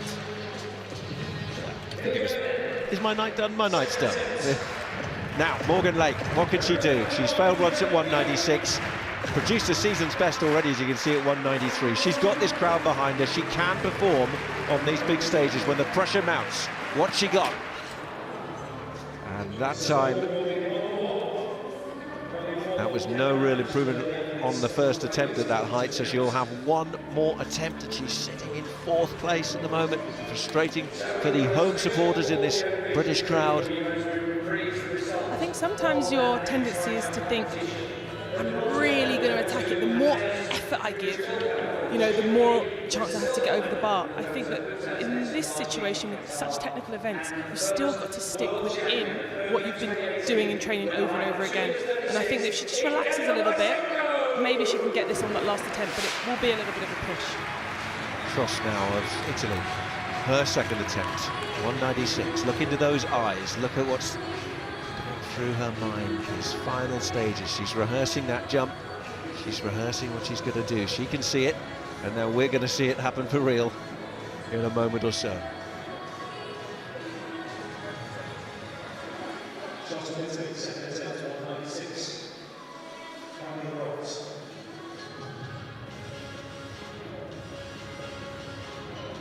She could be too much of them to try to beat her, and they're still fighting for silver and the bronze medal, and to be able to risk that for trying to go. Yeah, interesting, because she won with the 196 2 years ago, so I'm sure she would have wanted to have seen an improvement 2 years later, 2 years older, 2 years more experience, 2 years stronger probably, because she was so young 2 years ago. It was a real breakout victory, wasn't it, for her in Portland, emerging on the scene with a big win on the world stage. But she's out now, but she knows that she's to be on the podium. But here's Morgan Lake. This is her 3rd and final attempt at 1m96. And it's a total different aspect when you're coming into an attempt, knowing if you clear, it could be a medal. But she looks like she enjoys it. Grew up in Surrey, just outside London, a couple of hours south of Birmingham.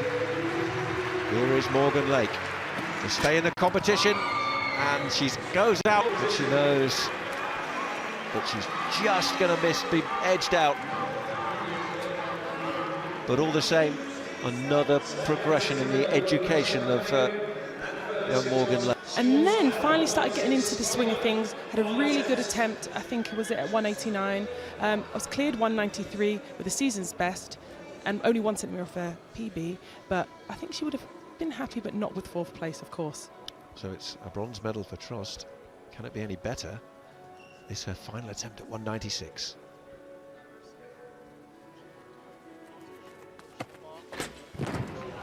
And she fails to clear it. So Trost is out of the competition at 3rd place. And so we have a gold medalist. Lysenko will claim the gold. It's Cunningham in the United States who will get the 2nd place and silver medal. But Lysenko continues this remarkable run. 38 competitions unbeaten. And she's perfect tonight as well, as Trost looks back on maybe what went wrong here in her attempt to stay alive in the competition. Just to give a little perspective on that 38 winning streak, she started that streak the 1st of July in 2016. Right, gone through a full calendar year and beyond, unbeaten. Maria Lysenko up to 38, and she will have had to clear 196 to take the gold. You see, it's so interesting to see her. You would never think that this is the fate of someone who's just won the gold medal. You know, I don't know if it's that she's just so focused, but you know, most athletes, they train so many hours, they make so many sacrifices, and so to win a gold medal and know you will have some sort, even though she's going to carry on jumping, she's going to want to see a bigger, a higher height, but you know, at least a little smile. What do you think, Christian? I'm a little bit different in that perspective of it, because if I were her coach, I'd be so proud of her keeping the focus of it the whole way through. Of course, I'd like to see a little bit of a smile on her face, but it will come when she says that she's finished, and maybe when it comes after 3 failures. The bar's gone up to 2 meters and 1, so Lysenko is going to attempt to breach the 2 meter mark, which she's done once already this year, back in Volgograd at the end of January. She knows she's got the gold. Well, what a night for this man in the men's high jump final. Jamil Lysenko, he's the world champion. Cleared 2:36 with his 3rd and final attempt, edging out the pre-event favourite, the big favourite Barshim, whose 2:33 secures him the silver medal. And the German, Jamilko, takes the bronze. 2 meters 29 is his clearance. There's your top 3 in the men's high jump final.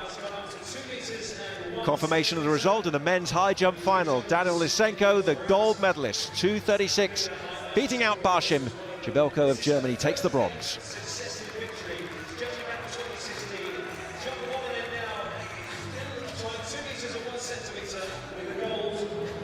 So the gold medalist, Lysenko.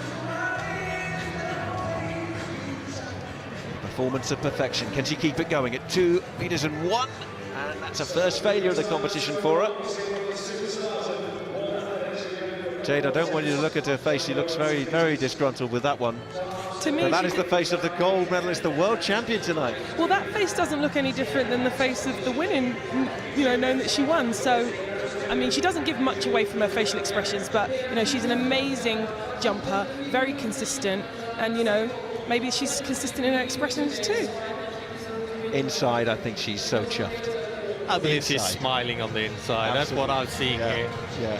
I'm going to have to ask her. I think if I see her, I'm going to have to ask her, you know, what is going through your mind? Are you happy? Are you sad? Why do you keep such a straight face? Just so that everyone else can have a little insight next time I kind of hopefully get to do a little bit of commentary. Well, while Lysenko keeps the competition alive in terms of her own participation, well, possibly anyway, she's had 1 failure. Confirmation of the bronze medalist, Alicia Trosto of Italy, whose season's best mark of 193 got her the bronze. We saw Ashley Cunningham in the United States, medalist once again at a World Championships. Silver for her. Here's your gold medalist, your world champion in Birmingham. It's Marina Lysenko.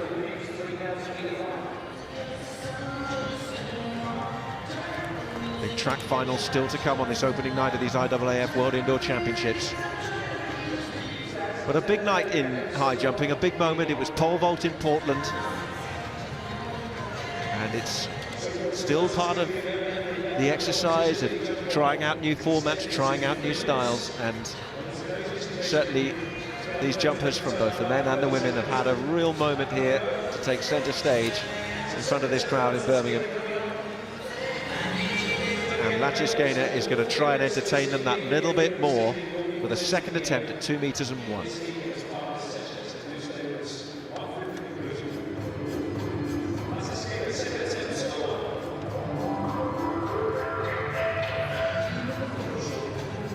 Here she goes then, 2nd attempt, 2 meters and 1 for the gold medalist. And she's clear again. Over she goes, Lysenko. Untouchable, unbeatable here in Birmingham. Oh, I think I see a slight improvement in the facial expressions, but very similar. I mean, 2:01, great jump. It's really nice to actually see, you know, the women's high jump being won when you look back in a 2 meter jump. It just looks good in the history books, you know, to see a 2 meter jump. So, you know, I'm sure she'll be really happy to have cleared over 2 meters, and it'll be interesting to see if she goes higher. I'm sure she's going to want to try and go for over 2:04, and why not? You know, she's got no one else. She can do it in her own time, and hopefully, you know, I think the women's 3000 will be going. She'll have some company. What I really like about Maria is that compared to some other athletes, when they put more energy into the approach, they tense up, but she keeps it with her good technique, which means here in this jump she brought a whole lot more speed to it, and still she kept the technique going, and as a result she goes higher and over the bar. Yeah, not much change, you know. She looks very similar, but like you said, you know, with a certain eye, you can see she brings more speed. Oh, she's gone to 207. 207, yeah. That is close to the world indoor record, which sits at 208. Which my training partner has, Kajsa Bergqvist. Yes, I used to love watching Kajsa jump. She was very good, very entertaining, and how Maria takes on this extreme height. It'll be a personal best mark for her as well if she can do it. It would be a really big moment on this first night here in Birmingham. Just to give a little bit of perspective, I said this in one of the tour meets, 2 meters, actually, you know, the basketball player Michael Jordan, everyone knows Michael Jordan, he's 198 tall. So if you think about it, if she's just jumped 201, she's jumped over Michael Jordan's head. So that's something to compare. It's a good analogy. Yeah.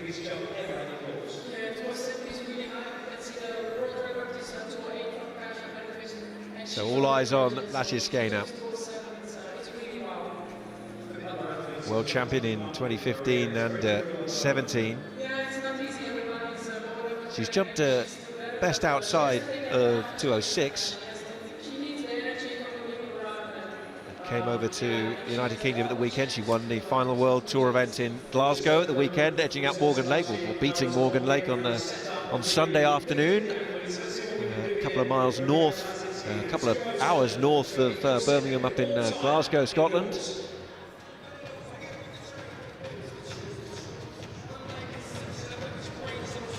So this is something truly special. Maria Lysenko, her first attempt, 2 meters and 7. She's already got the gold. What can she do now?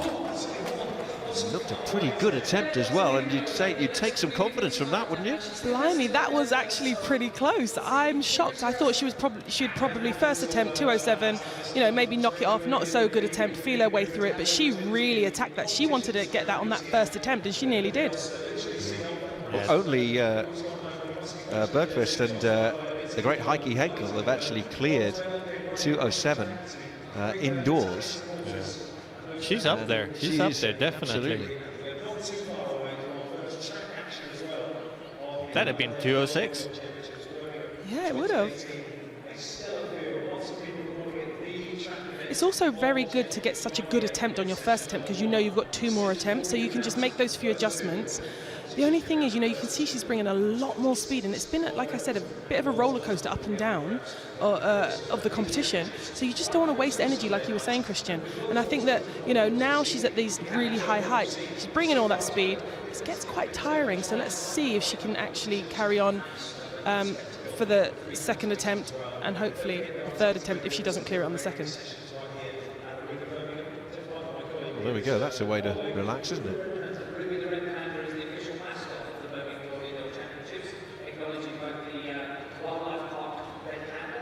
But if you're finished, there are other priorities. Well, why not? You know, if you might be a bit dry, just putting on a lip gloss. You've got to look good sometimes as well. Why not? You know. Well, she's getting ready for the podium. I was always. Oh yes, true. I was always very about, you know, going out there and wanting to look good. You know, some of my friends never really used to make an effort when they went out to compete, but we'd go out for drinks or whatever, and they would be glammed up. I feel like, you know, I wanted to go out there when I competed, and I wanted to feel my best, and sometimes that means also looking your best. For a lot of people, that is a motivation.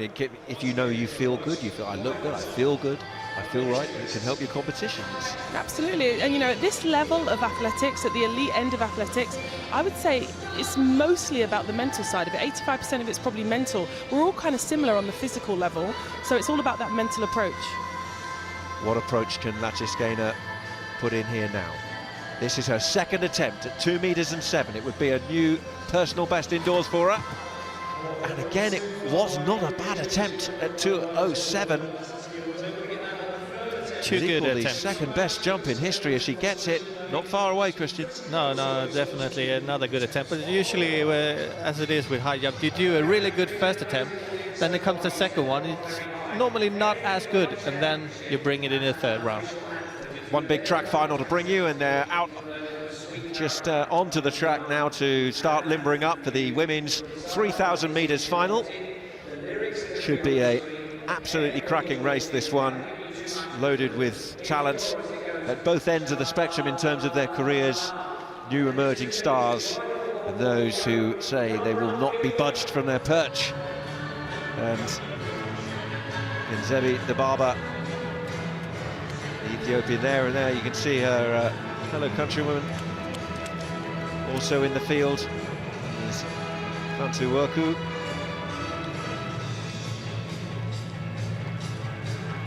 And there's Laura Muir, who is sure to be supported by the home fans. She's a double European champion indoors, and a record holder as well at the European Championships. Good personal story behind Laura Muir, which we'll get into a little more during the race. That one will be underway shortly, but not until Lysenko deliberates on the decision to go for 2 meters and 7 in the women's high jump final. So there they are, though, the 14 starters in the 3,000 meters final.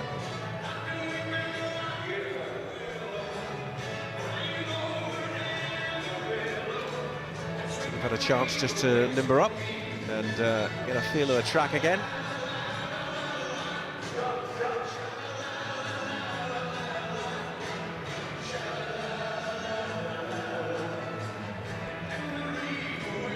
There's always a mascot at these events, and for this World Indoor Championships, this is Ruby.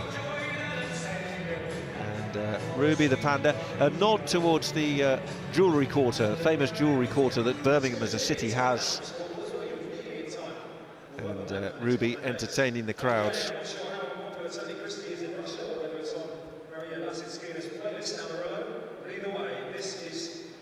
You can't stay centre stage for too long, Ruby, because there's somebody very special about to come up in the high jump final. Lysenko going for 2 meters and 7. This is her third and final attempt. The gold medalist, the world champion, the best in the world this year. 38 competitions unbeaten. Now, though, this is a personal battle. This is a battle to go right up there amongst the very best we've ever seen in women's high jumping indoors.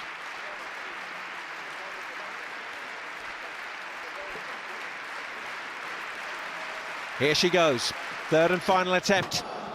And it's not to be, but it's been a fantastic performance once again from the unbeatable Marina Lysenko.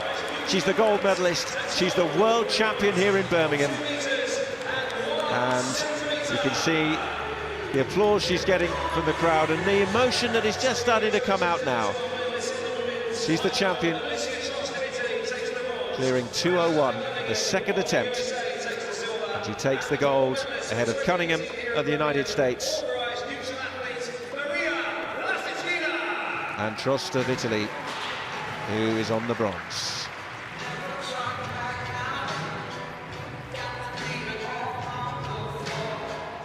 What do we think, guys, of that one? Well, I think the first attempt was the best one, but every time you get an opportunity to jump at these heights, you should take it, because every time you get a little bit more comfortable, and that will give you a better chance for each time you attempt them. And I see a smile, I feel a little bit better, you know? I feel like, you know, that's what you want to see. I mean, like I said earlier, it does take a lot of, you know, kind of sacrifice and, you know, dedication to compete at this level, and it's just nice to see that it means that much to the athlete when you see them win, achieve their goal, and then you see that little smile or that celebration. I think word reached her, Jade. Maybe I'm talking too loud, or maybe I've said it a bit too many times. There's Cunningham with the Stars and Stripes, gold medalist in Portland, and Trost of Italy will be on the podium as well with the bronze.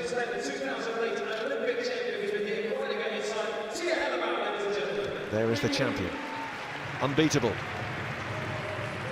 right up there with some of the best we've seen, Lysenko.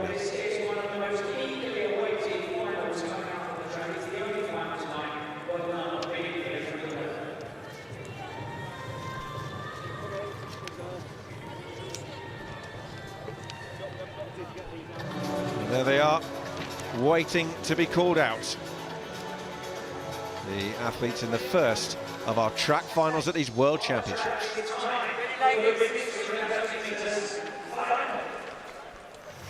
The final of the women's 3,000 metres at these World Indoor Championships in Birmingham.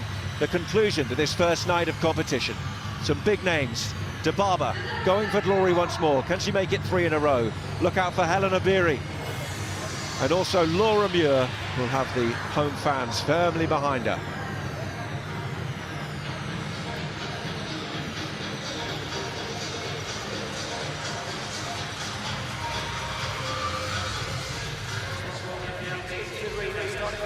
Drawn 1, Olympic finalist, national record holder. Here they come, Canada, emerging amongst the pyrotechnics. Genevieve Lalonde of Canada, the Canadian record holder, 26-year-old. Yeah, big roar for Eilish McColgan, a famous family in British athletics, coached by her mum Liz. Drawn 3, based in Britain, the Jordanian former medalist at a World Indoor Championships. Tamara Armouche from Jordan, based in the United Kingdom. Drawn 4, she set 2 national records in Birmingham. Here is an athlete who poses a real threat, representing the Netherlands, Sivad Hassan, World Championship bronze medalist. National record holder at 8:41 this year for South Africa. South Africa represented by Dominique Scott, real star at collegiate level in the United States. Drawn 6, a Rio Olympic finalist, 3 national titles last year for the USA, Shelby Houlihan. And she's quick. She's the US national champion. She's Shelby Houlihan. At 7, the national record holder indoors. Big night this for Constanze Klosterhalfen, the German record holder this year. Has been really impressive. And let's hear it. Drawn 8, twice the champion, going for the hat-trick. But looking to get 3 consecutive world titles indoors under her belt. It's Genzebi Dababa of Ethiopia. Drawn at 9, the US silver medalist making her World Championship debut, Katie Mackey. Katie Mackey, the second American athlete. At 10, the 30-year-old. Silver medalist for Ethiopia. A broad smile for the crowd as out comes the Ethiopian Fantu Worku. Still a teenager. Drawn 11, the former European 5,000 metre champion. Sweden represented by Muir Bata. Former European champion over 5,000 metres. As we welcome the double There'll be a big roar now. Champion for Great Britain, Laura Muir.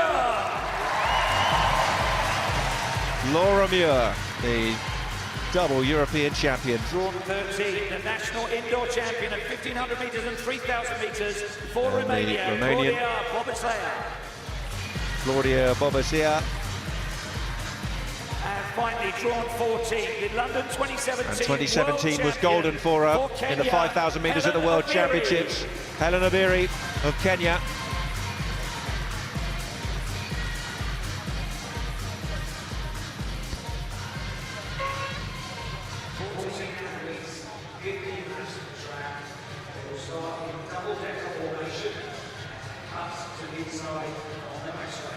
What are they thinking then, as they've had a bit of a wait? The high jumpers went on. Now, a big final. Yes, I'm sure they're going to be very nervous. It's not nice to always have to do that wait, but I'm sure that they're very experienced and they'll get right into it, and let's see who goes straight to the front.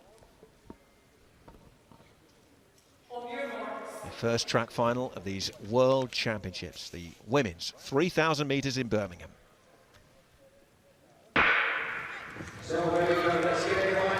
Away they go, a staggered start. You get an idea just of how at each end of the track as well, it wraps up when you're on the outside there, you're climbing up high, and come down off the break in that back straight. And Laura Muir has gone right to the front. 2 years ago in Portland, this was a final that started with a very, very slow pace. So Dababa content to go with that until she decided that she would take control. Certainly the home fans will be encouraged to see the presence of Laura Muir going straight to the front in these early stages of the race. Yeah, it's always a good sign to see an athlete going straight to the front. I think Christian and I had a conversation, and Christian, you were asking why, if you're not in good shape, do you not just go and front run? If you know you're in shape, go do that front run and take it all the way home. And we were having that discussion. What did we come up with? I still don't have a real answer to you, but what I'm feeling is if you know you are the strongest and you know you have the best time coming into this, why not use that from the start? Put some pressure on everybody else, keep the tempo up, and you know you have the biggest chance of winning. They say as well, when you're running indoors at distance, you know, these can be wild races. It can get very tight and compact in there. Some runners would prefer actually that little bit of space. Klosterhalfen, the German, who we'll talk a little bit more about, tends to like to actually get some separation, likes to run her own race and stay away. Others will be content to sit in that pack. The tactics, so important. Well, as we say that, De Barber's right at the back. You know, I mean, in a 3,000, and I'm no expert, but you know, I love athletics. So when I watch something like this, I think to myself, if you're running a 3,000 indoors, it's 15 laps. There's banks and there's Archibald, there's 14 athletes in this race. You just don't want to get into any trouble. You don't want to get into, getting spiked, kicked, tripped over. And I think that if you are someone who is De Barber, she's head and shoulders on time above everyone. Stay at the back. She's got an amazing kick, so she can afford to do something like that and stay out of all the trouble. De Barber is doing just that. In fact, what we are seeing in many ways is a repeat of the final in Portland in 2016. She went stayed at the back, but then she was absolutely clinical in the way that she decided, right, I'm now going to take the control of this race, and she moved from back to front very quickly on that occasion. That was Portland 2 years ago. This is Birmingham. It's a whole new race. It's a whole different race, but it's still Laura Muir who leads through 800 meters. Remember, this is 15 laps of this 200-meter track here in Birmingham.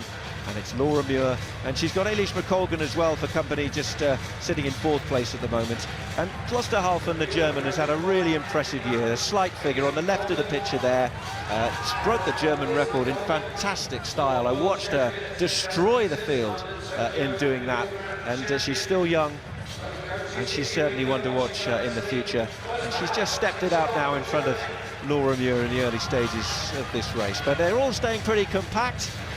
Everyone keeping an eye, and De Barber just making a little move through the field from the back in the green vest there. With this tempo, we're not going to see any national records or world record here. Already in the 800 mark, they were 22 seconds behind De Barber's world record that she set in Stockholm 2014. Well, it's Klosterhalfen who has the lead. Laura Muir in second, but look, there she is. De Barber has moved up the field and is now sitting on the shoulder of Klosterhalfen. A lot of attention on Laura Muir. This is one of her big events this year. She's studying veterinary practice in Glasgow University. She had a bit of a difficult journey down yesterday from Glasgow, where she was working at the vets as part of her studies yesterday. It took her 8 hours to get to Birmingham, so perhaps not the preparation she would have liked. No, I don't think that maybe is going to be the preparation that any athlete would like. However, when you're in a situation like that, you then do take your mind off of the normative opening, and being the home favourite on the opening night of the World Indoor Championships. And I think that, I personally am a fan of mixing it up. She's working with animals. She's, like you say, doing veterinary studies. She's with the animals yesterday. Now she comes here and she's going to, go to contend for a World Championship medal.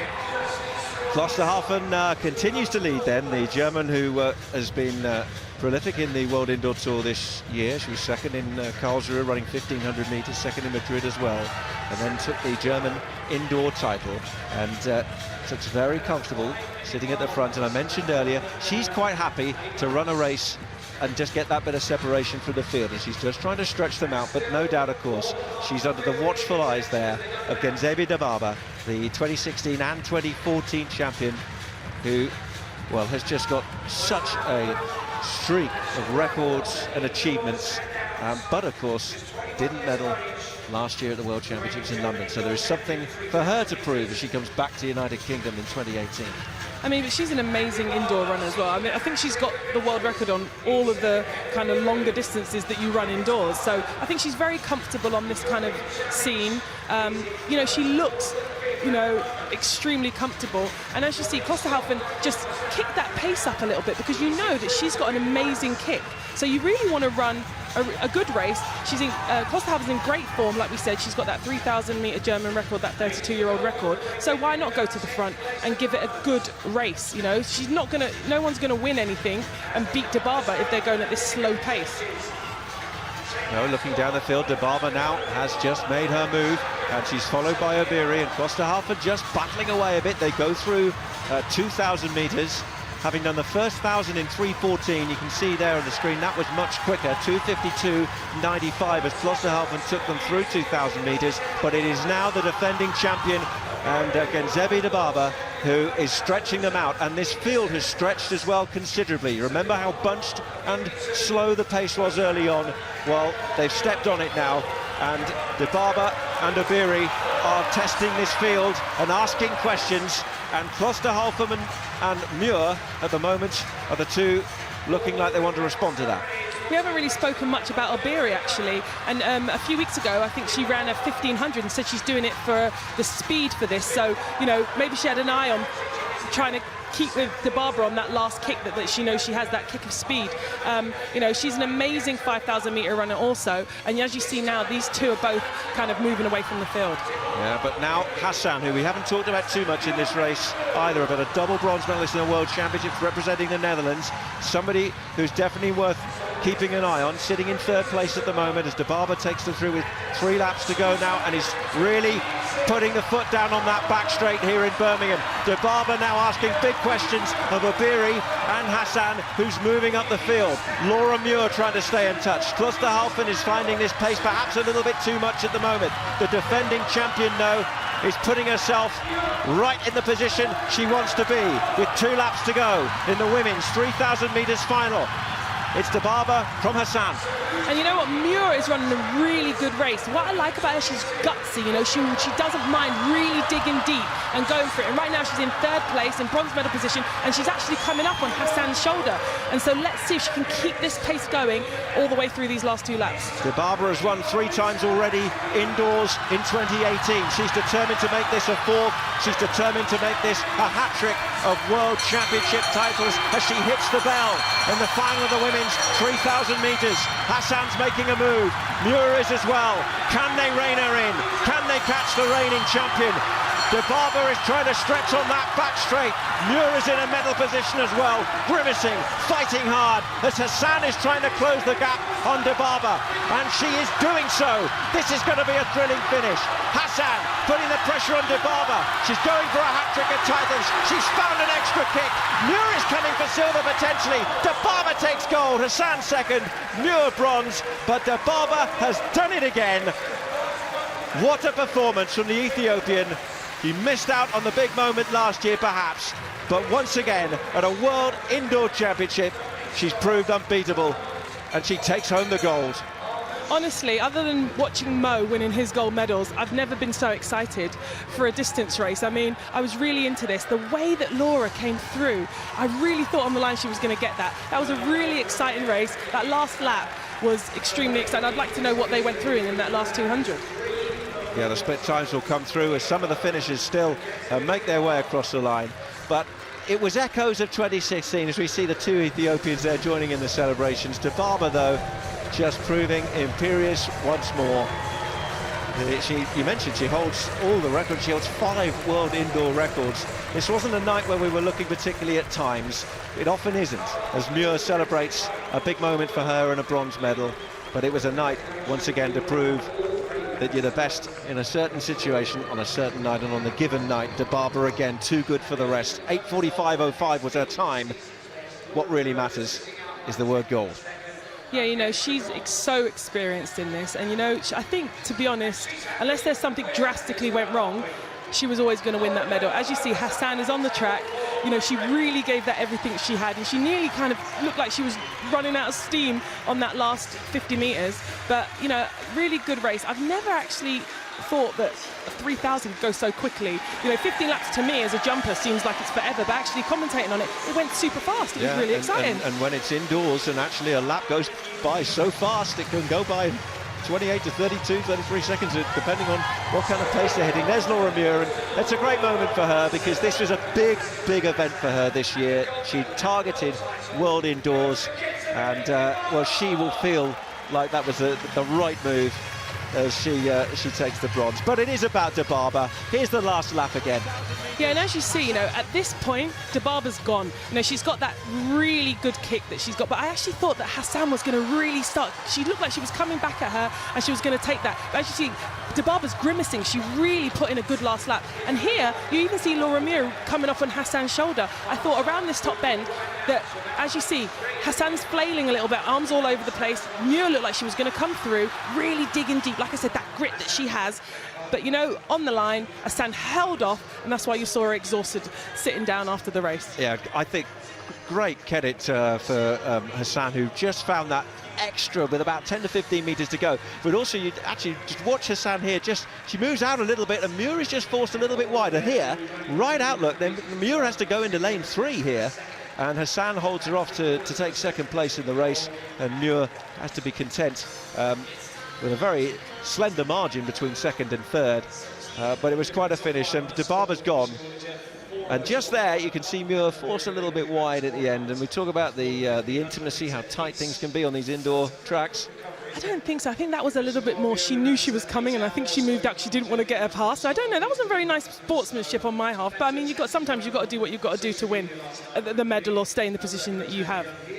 You can see that quite often when coming from behind, that they're moving out. It's a bit of a tactic, and as long as you don't push anybody outside, it's still legal. And Hassan's got those quite big elbows that she uses, when she's going around. So I think she can kind of get away with it a little bit. You can never quite know whether she's doing it on purpose, given the elbow, or if it's her technique. Well, Muir, the 24-year-old from Inverness in Scotland, she makes up for just missing out on a medal at London 2017. A lap of honour for her, and Hassan takes a silver medal, edging out Muir in a really good finish. Obiri, by the way, was fourth, and the fast-finishing American Shelby Houlihan, who was well down the field for most of the race, came through to take fifth place. We'll give you confirmation of those shortly. Got some medal ceremonies to come as well. And I would just like to say it's amazing, actually, on the first night of the World Indoor Championships held in Birmingham, for a British athlete to kick off the medals with that amazing bronze medal. Certainly what the home supporters in a British crowd would have wanted. But Genzebi De Barber, one of the faces of this championships, and she has delivered on this opening evening of these World Indoor Championships. Just having a word inside the stadium as well. And it's her gold again. It's really interesting, actually, because I've been seeing a little bit of her tweets. And the results of the 3,000 metres final. Genzebi De Barber, gold again for the Ethiopian, ahead of Sifan Hassan of the Netherlands, who ran a season's best to edge out Great Britain's Laura Muir, who takes the bronze. Helen Obiri, world champion last year, edged out to fourth.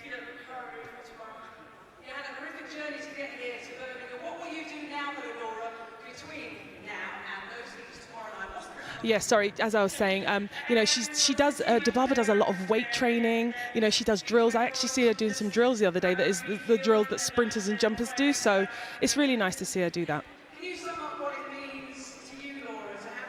Confirmation of the result in the women's high jump final. It's gold for Maria Lachiskena, 2 metres and 1. She raised the bar to 2:07, but was unable to take a really big leap into history. But her unbeaten run continues.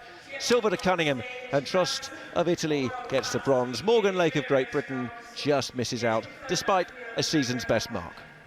Ladies and gentlemen, very, very strong indeed. De Barber, Hassan, and Great Britain Northern Ireland's first medals in these World Indoor Athletic Championships. Stay with the ceremonies, but give it up for Laura Muir.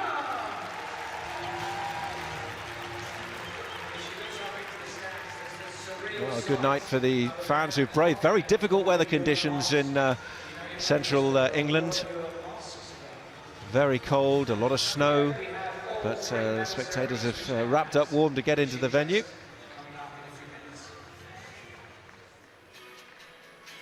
And they'll continue to make their way here for a busy few days of competition.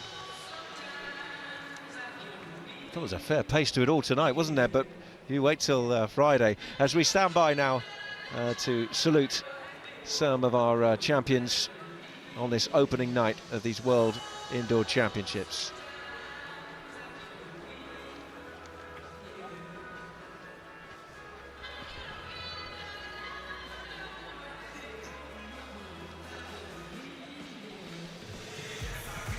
So on the night where the high jumpers really taken centre stage, right down there in the middle of the 60-metre track, we will see the medal ceremonies for the men and the women.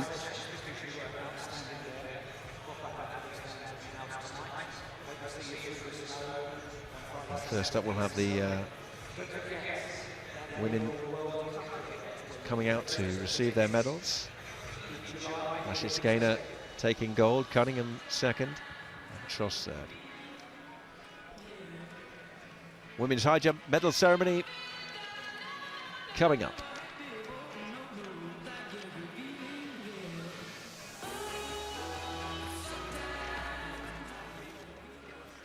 Ladies and gentlemen, the medal ceremony for the high jump women.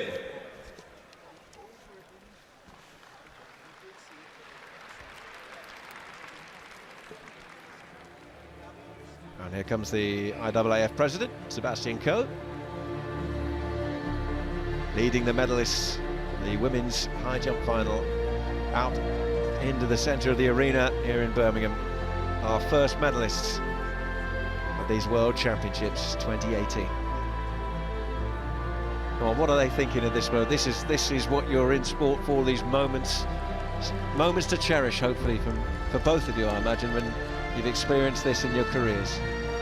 I think it goes by so fast. It's like you don't even almost have a chance to enjoy it that much. But of course, after you just claim the gold medal, it's all these feelings, endorphins that's flowing through your body, and you're just feeling that everything is great, everything is good, and you're just waiting to step up on that podium, receiving your gold medal. Well, I wasn't obviously lucky enough to win an Olympic gold medal or World Championship gold medal like Christian here, but you know, I was on the podium a few times, and it is an amazing feeling. You feel like everything that you've worked for, and it's not just you. You feel amazing because there's such a team behind you. You've got your coach, you've got your physio, you've got your family, your friends, everyone who supports you. You've done that for them, so this is the time when you get to reflect and think about everyone that's helped you, and it's an amazing feeling. Alessia Trost of Italy, the bronze medalist here in Birmingham. Cleared 1m93, enough to get her onto the podium and take a bronze medal back to Italy.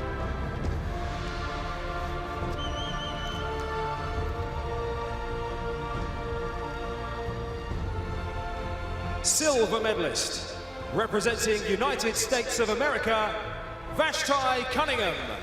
Vashti Cunningham, gold in Portland, silver in Birmingham.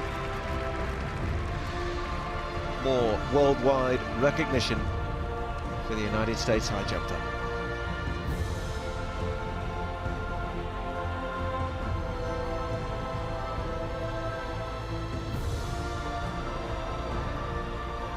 Gold medalist and IAAF World Indoor Champion and authorized neutral athlete, Maria Lysenko. Unbeatable in the high jump for so long, and unbeatable in Birmingham. Maria Lysenko, World Indoor Champion.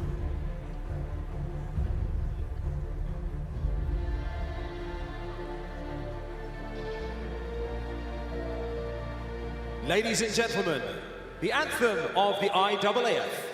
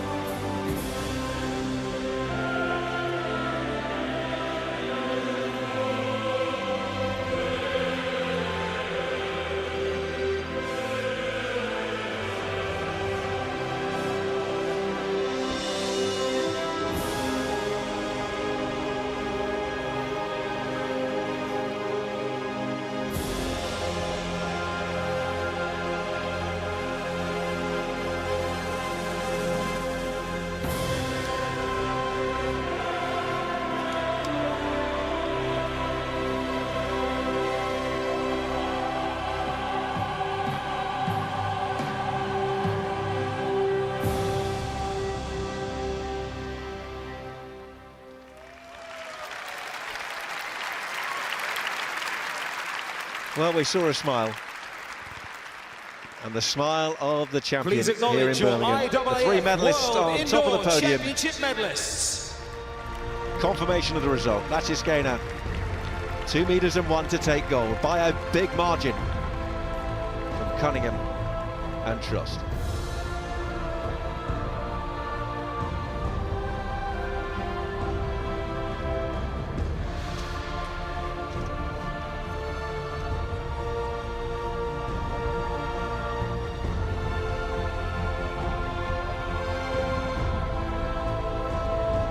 That emotion pouring out now of the champion.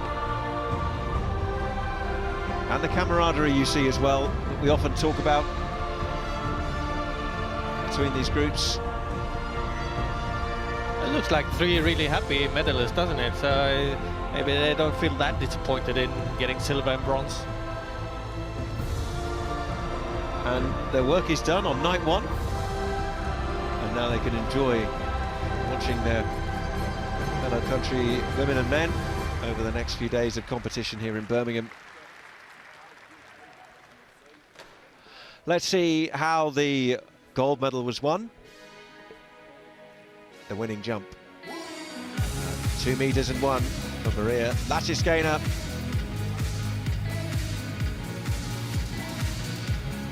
She failed once at this point, but not twice. And with that, we have our world champion. Yeah, she makes it look easy sometimes, really.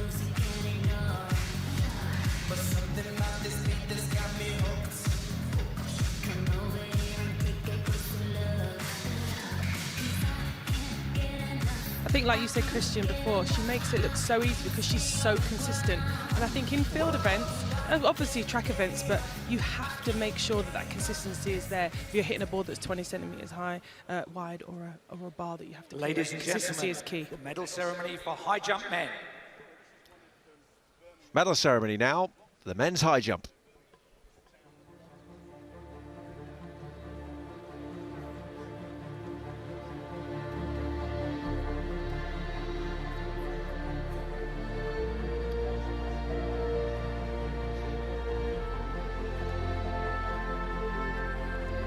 So the medalists making their way out, and perhaps fair to say, maybe not in the order that everyone would have expected. No, not the order we expected, but an order that we could see happen and did happen. Well, maybe not 3rd place, but first and 2nd place definitely.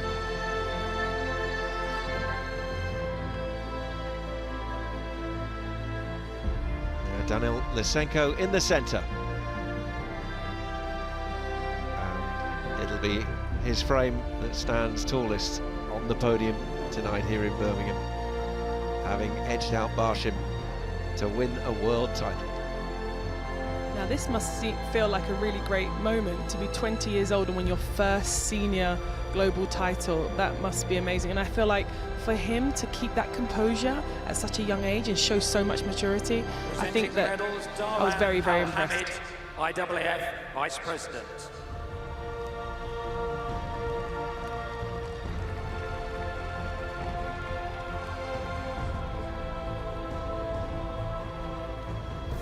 Representing Germany, Matthias Chibilko.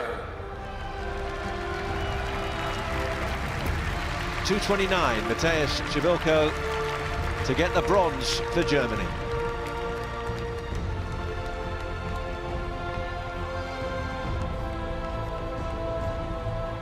He's not letting that one go either, is he? An emotional moment Silver for the German medalist high jump. representing Qatar, Mutaz Esser Barshi. Well, he's been so dominant. Gold has been usually the colour put round the neck of Barshim. But still a broad smile. But he was beaten tonight in Birmingham, and he takes the silver.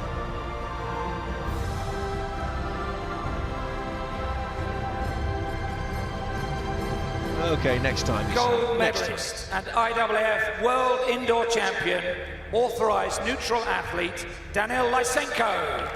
He did it in dramatic style, clearing 2:36 to take gold with his 3rd and final attempt, wrestling the gold out of the hands of Barshim. The world champion is Daniel Lysenko. It's actually really funny to see the two sides of him. The German just is so excited to have that medal. Ladies and gentlemen, the anthem of the IAAF.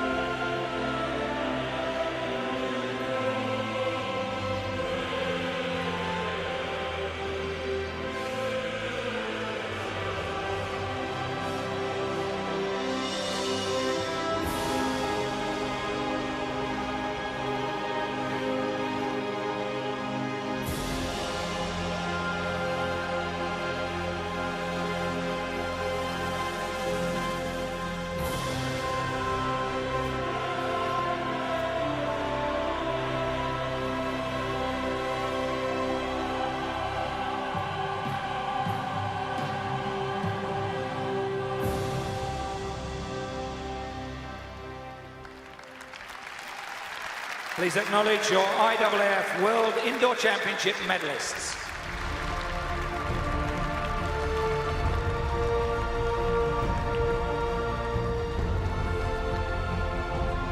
There they are, the medalists in the men's high jump here in Birmingham. Lysenko with a dramatic victory over Barshim to take the gold.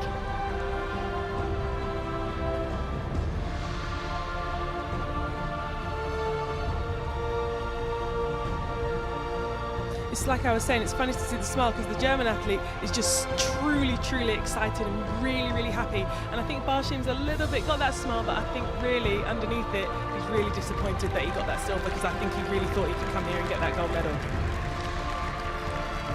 Yes, he missed out in Portland as well, so he's dominated the scene for so much recently. But isn't that what we love about the unpredictability of sport? He was a big favourite, but we knew Lysenko was an emerging power. And boy, did he emerge on that world stage again tonight. Yeah, you can't take anything for granted when it comes to sports. And I mean, Daniel Lysenko has been working really hard to get to this level, and now he's up there challenging Murtaza Barshim for the throne of the high jump. So I think we'll see these guys go up against each other this whole season and probably more years to come. Yes, we hope so. Final wave, one final salute from the crowd inside Arena Birmingham tonight.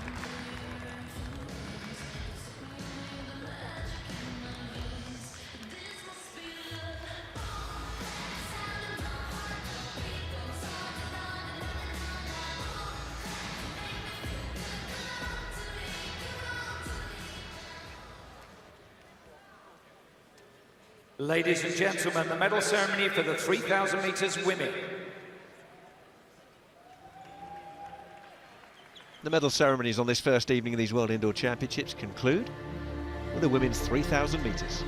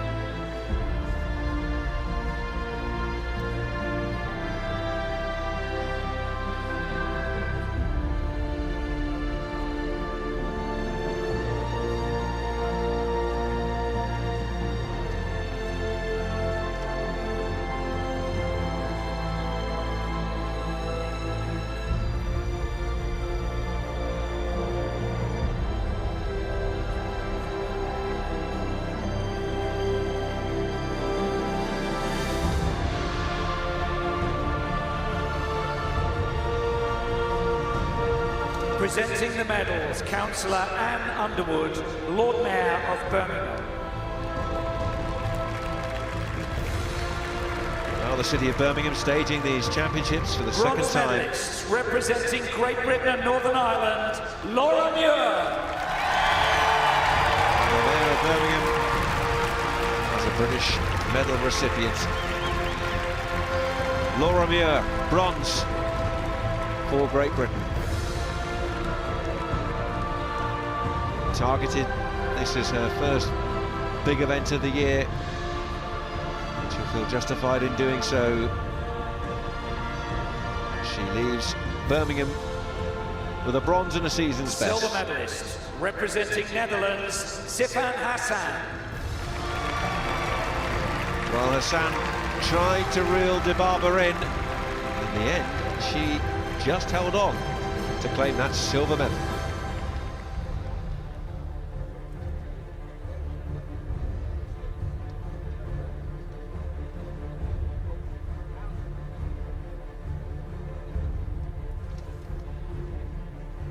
Gold medalist and IAAF World Indoor Champion representing Ethiopia, Kinsey De Barber. She's used to this feeling. It's a hat-trick for Kinsey De Barber at the World Indoor Championships. Another gold to add to her collection.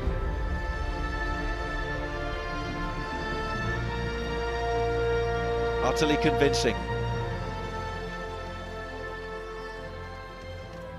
Ladies and gentlemen, the national anthem of Ethiopia.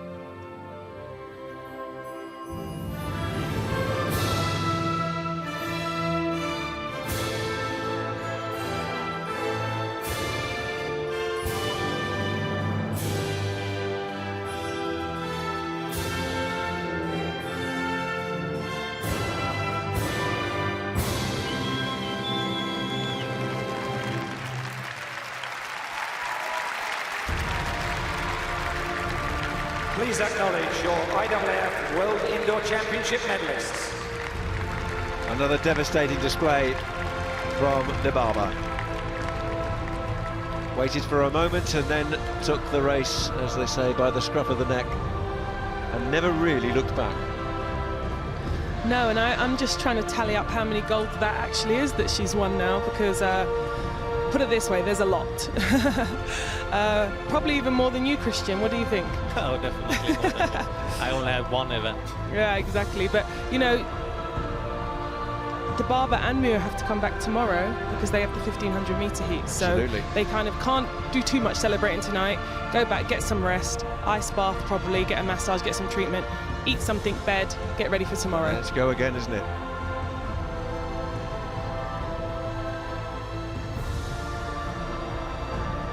But the spring in their step they will have, already having a medal under their belt. Must be a great psychological boost. I think it is, but I think sometimes you put this one to the back of your mind and you just move on and you start from scratch again with the same focus for the next event. Yes, we will see them all again in the 1500 metres.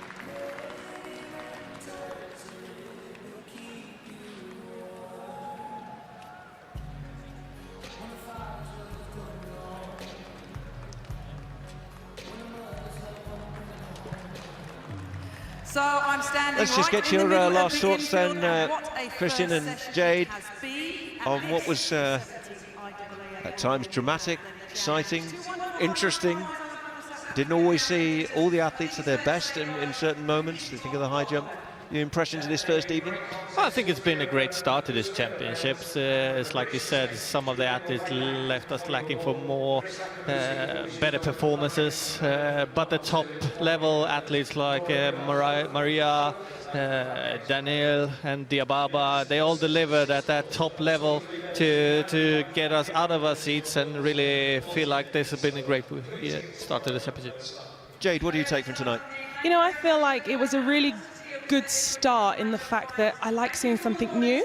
I think that, you know, this is the way forward to kind of make it a little bit more exciting, to see this new way of doing stuff, to kind of highlight the high jump only. I don't think the athletes really kind of got into it until the latter stages, but I think it's really something that athletes will definitely get into, and I really enjoyed watching the high jump and seeing the kind of roller coaster of everyone going through what they went through. And like Christian said, with the excitement of Bashim not necessarily winning, but you know, a great performance by those two guys. Yeah, definitely, and I'd love to see more from both Daniel and Bashim. We won't be seeing them more in this championship like Dibaba and so, but we will be seeing them more in the future, and hopefully maybe Bashim can take one next time. Yeah, and I was actually very happy, of course, to see that Laura delivered after her dramas of kind of getting here for the 8-hour journey that she did, that she came and she got the bronze medal. So the conclusion of this first evening, let's take a little look back at some of the highlights of night one. Women's high jump, and it was all about this lady, Maria Lachiskena, unbeatable on the night, guys. Yeah, she makes things that are hard look really easy, and 2:01 to claim the gold medal here. We were hoping for 2:07, but it wasn't to be this day. Yeah, 2:01, the winning mark for Maria Lachiskena, and another title to add to her collection. On top of the podium ahead, Cunningham and Trost, those the medalists in the women's high jump final. And then there were the men. And what about this from Lysenko? I mean, he made it look so easy. He's a class act tonight, and you know, he really showed that his maturity is there, and like Christian said, we've got to see a lot more of him in the future. 2:36, saving the best to last to edge out Bashim, and his celebration was pretty neat as well. You'd give that a faultless mark as well if you did that in a gym. A big moment in world high jump, perhaps. Bashim edged out to the silver.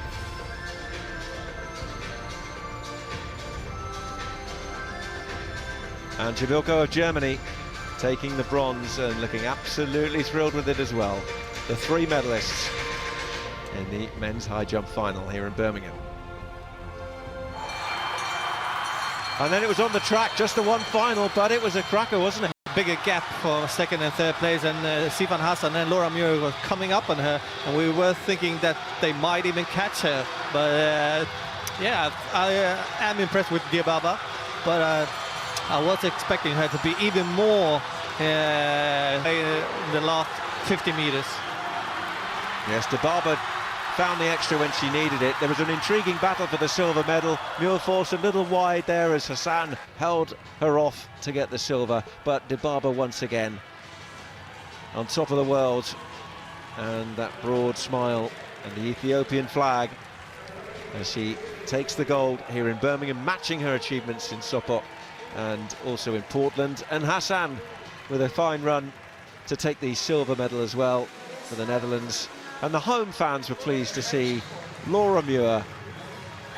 And of course, there's so much more to come from them with the 1,500 meters to come. But in the 3,000 meters, Diababa takes the gold.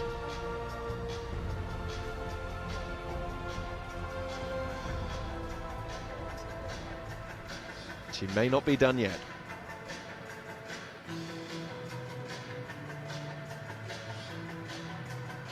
After the first evening of competition at these World Indoor Championships, here's the medal table with the two jump winners, authorised neutral athletes, 2 golds, and the Ethiopians taking gold through Diababa, the Netherlands, Qatar, United States on the board as well with silvers.